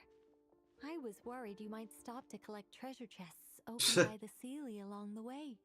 It would have taken you so much longer to get here. Another conversation I cannot hear.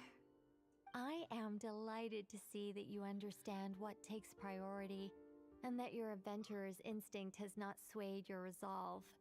Really, I must applaud you for it. You should know. Paimon's head. Okay, I'll try and keep it short.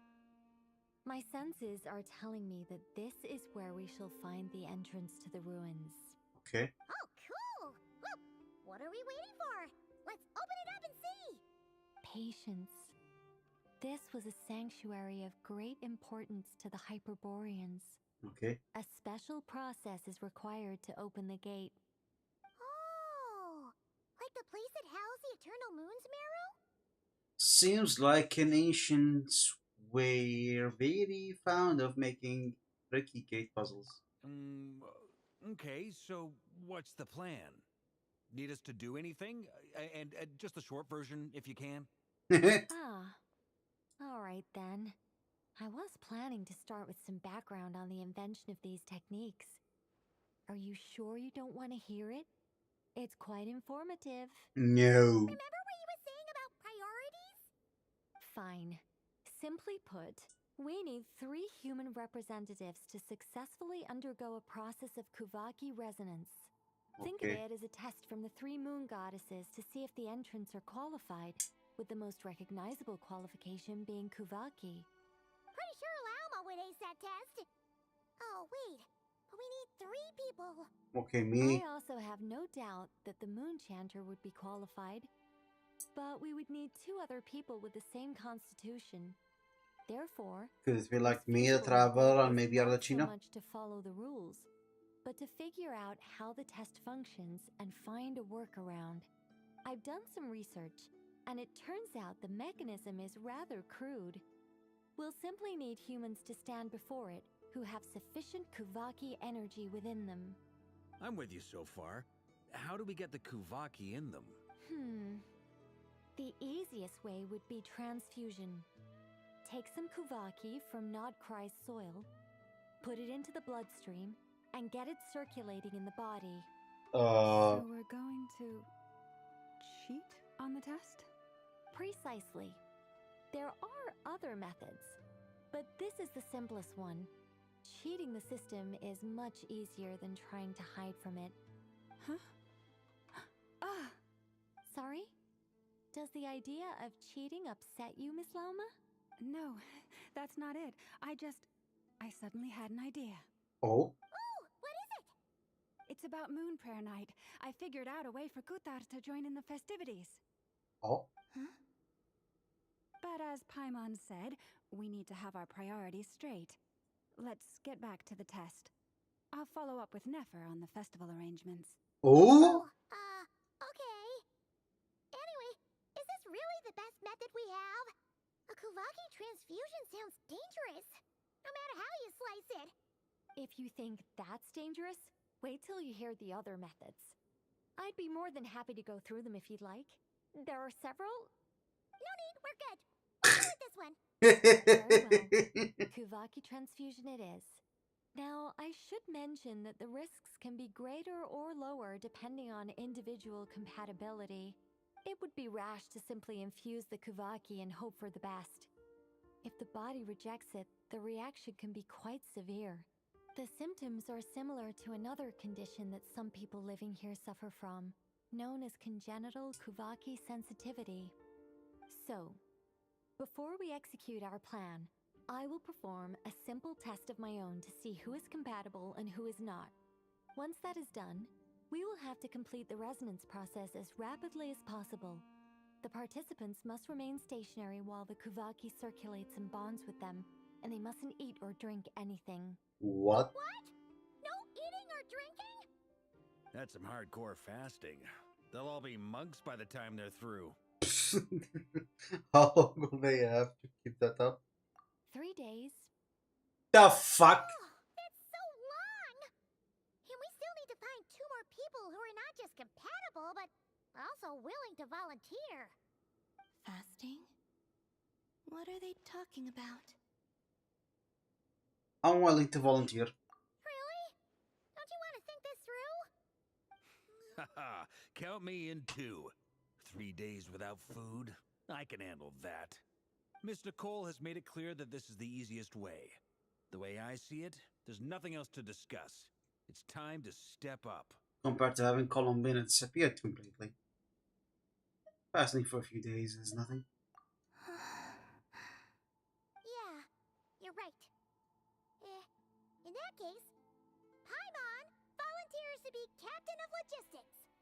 She'll keep the fires lit and grab some spare clothes to keep you comfortable. Good work, Paimon. Then we'll start with you first, Traveler. Please step forward. I have Moon, Marrow, and Sanya. I think I should be more compatible than anyone else.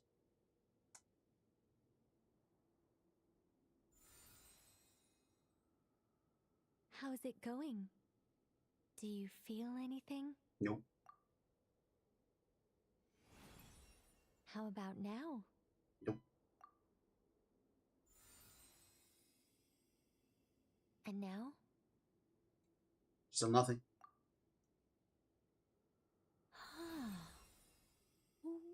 What about now? Nothing at all. Do something? You guys, it's not a competition, you know. All right, I'm officially impressed. Even as a descender, you can withstand far more than I imagined. Maybe It's because like of the I moon. summoned a giant stone titan to arm wrestle you, and your arm hasn't even moved an inch. Wow. In my last attempt, I infused 5 times the amount of Kuvaki required. That much? Yes. Safe to say, compatibility won't be an issue for you. You're eligible to join. Okay. You're next, Mr. Varka. Sure, here goes nothing. Something tell me that Varka is gonna fail the All right. test. I'll start where we left off. 5 times the required Kuvaki dose. No! Whoa, whoa, whoa, hey, wait a minute. How's it going? Bad. No, not great. I kind of want to puke.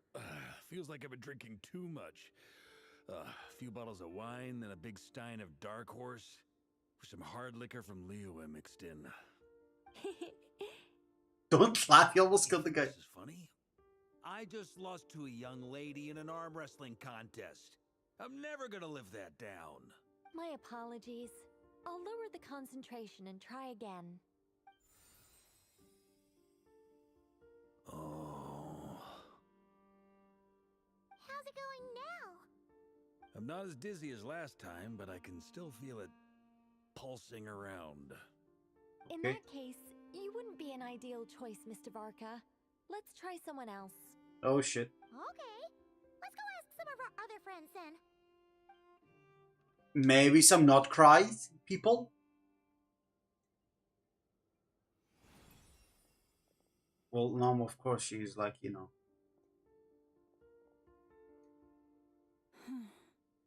No surprises here, Miss Moonchanter. You're perfectly compatible. You may join.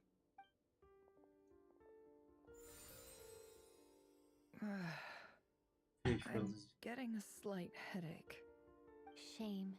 You were so close. Whoa! I'm itching all over! Allergic reaction. We can't have that. Huh? I know. Well, are you gonna start a what? The Hexenzirkel is an organization that cares for and protects children. We will not have them do dangerous things. Not even tests. Poor I know. Enough. She's a robot. Is something the matter? The candidates have to be human. I guess that rules me out too. Huh. Everyone except the Moonchanter got beaten. Guess I don't need to feel so bad after all. I mean, looks like this isn't gonna be as easy as we thought. Perhaps I could ask for volunteers among the Frost Moon Scions. No. I'll see about talking to some trusted Lightkeeper colleagues.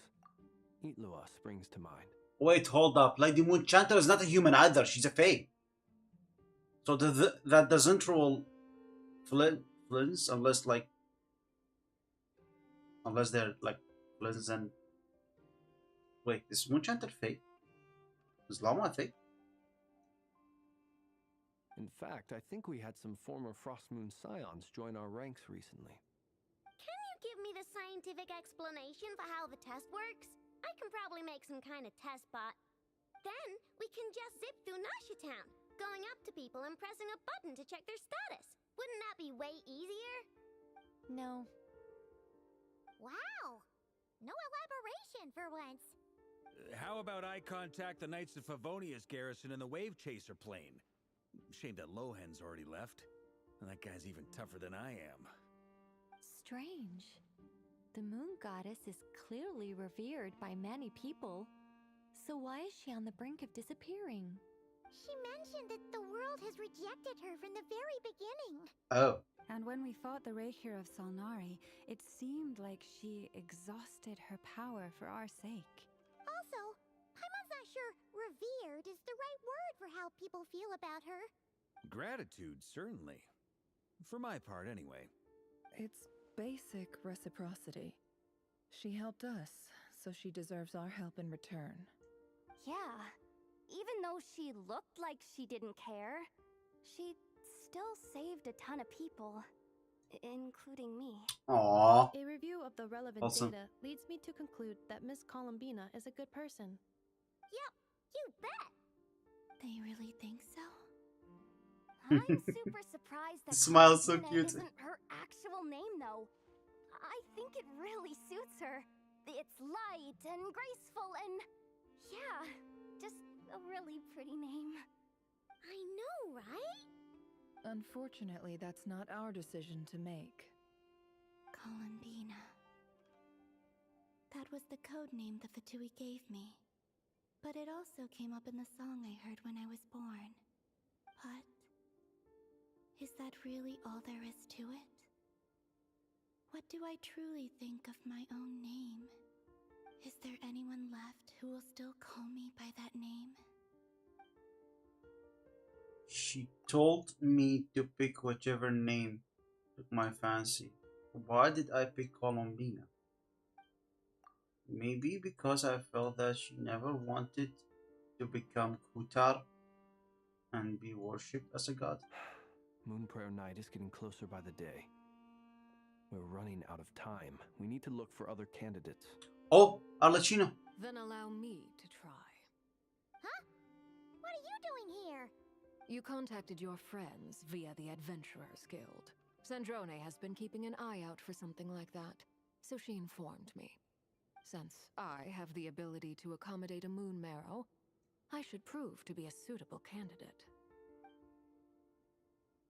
Arlecchino. When can we begin? I see. We can begin right away.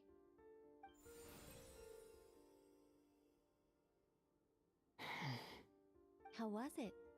Did you feel any discomfort? Not at all. Then it seems we shan't need to look for additional candidates after all. Great! Alright. I kinda guessed it. Cool. Alright, like Paimon said, the rest of us can take turns making sure the three of them stay warm and comfy. Then my job is to take care of the caretakers. I will ensure everyone receives food and accommodation. Let's do this. No time to waste. I'm ready as well.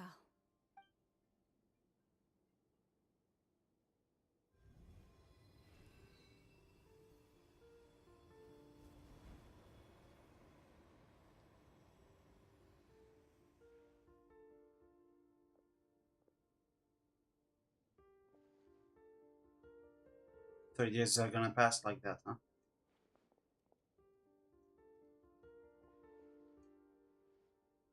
I'm sleeping. Cute.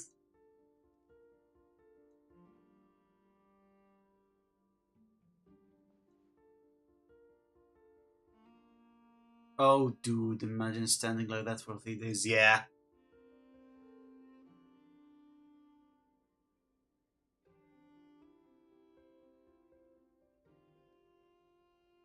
Oh, poor Paimon.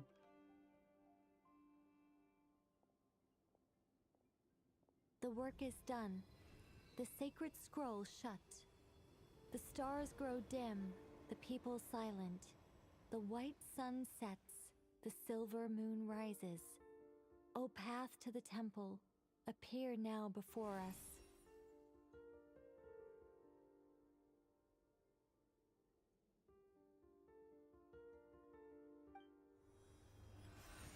Oh, Wow! It really opened! thank God. So that's what all this is about. They've been trying to open this gate. Come, let us enter. Just like that? Wait, what? Let me eat something. It's been 3 days. It might be best to eat something first. Take care to chew properly and swallow slowly. It will give your body time to readjust to the digestion process. They will head in soon. They will need to enter this gate.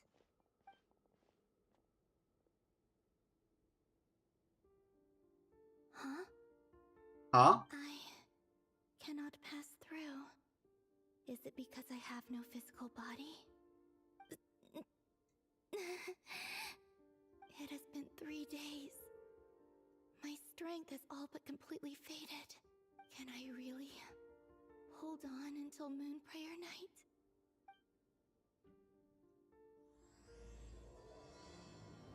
Oh, Act 4 started. Okay.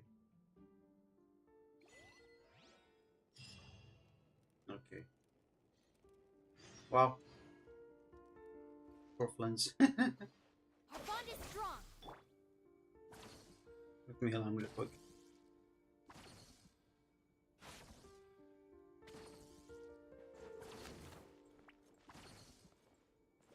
Okay.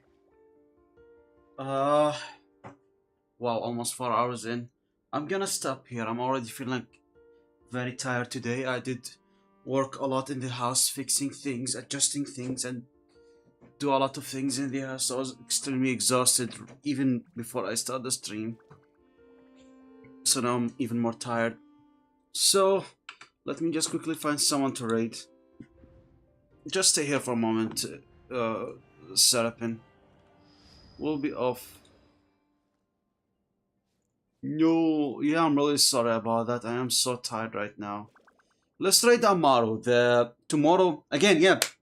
Tomorrow there are going to be a Phasmophobia stream between me and Amaru. So if you could have time for that, I would really appreciate if you could be there. So yeah, thank you all for coming to today's stream. It was really fun spending. Be so frightened of ghosts. They are merely talking shadows. It was really fun spending time with you all, but I'll end it here. Nick, why? I can't. I'm so tired, bro. It's 3 in the morning. 3:20 actually, but yeah. It was really nice spending time with you all, but I'll end it here. Next stream tomorrow, we'll be doing a collab with Amara, like I said, Phasmophobic collab. So I hope you all gonna be there for that. So wonderful people, wonderful people. Till the next time, please stay safe, stay healthy, and see you soon. Later.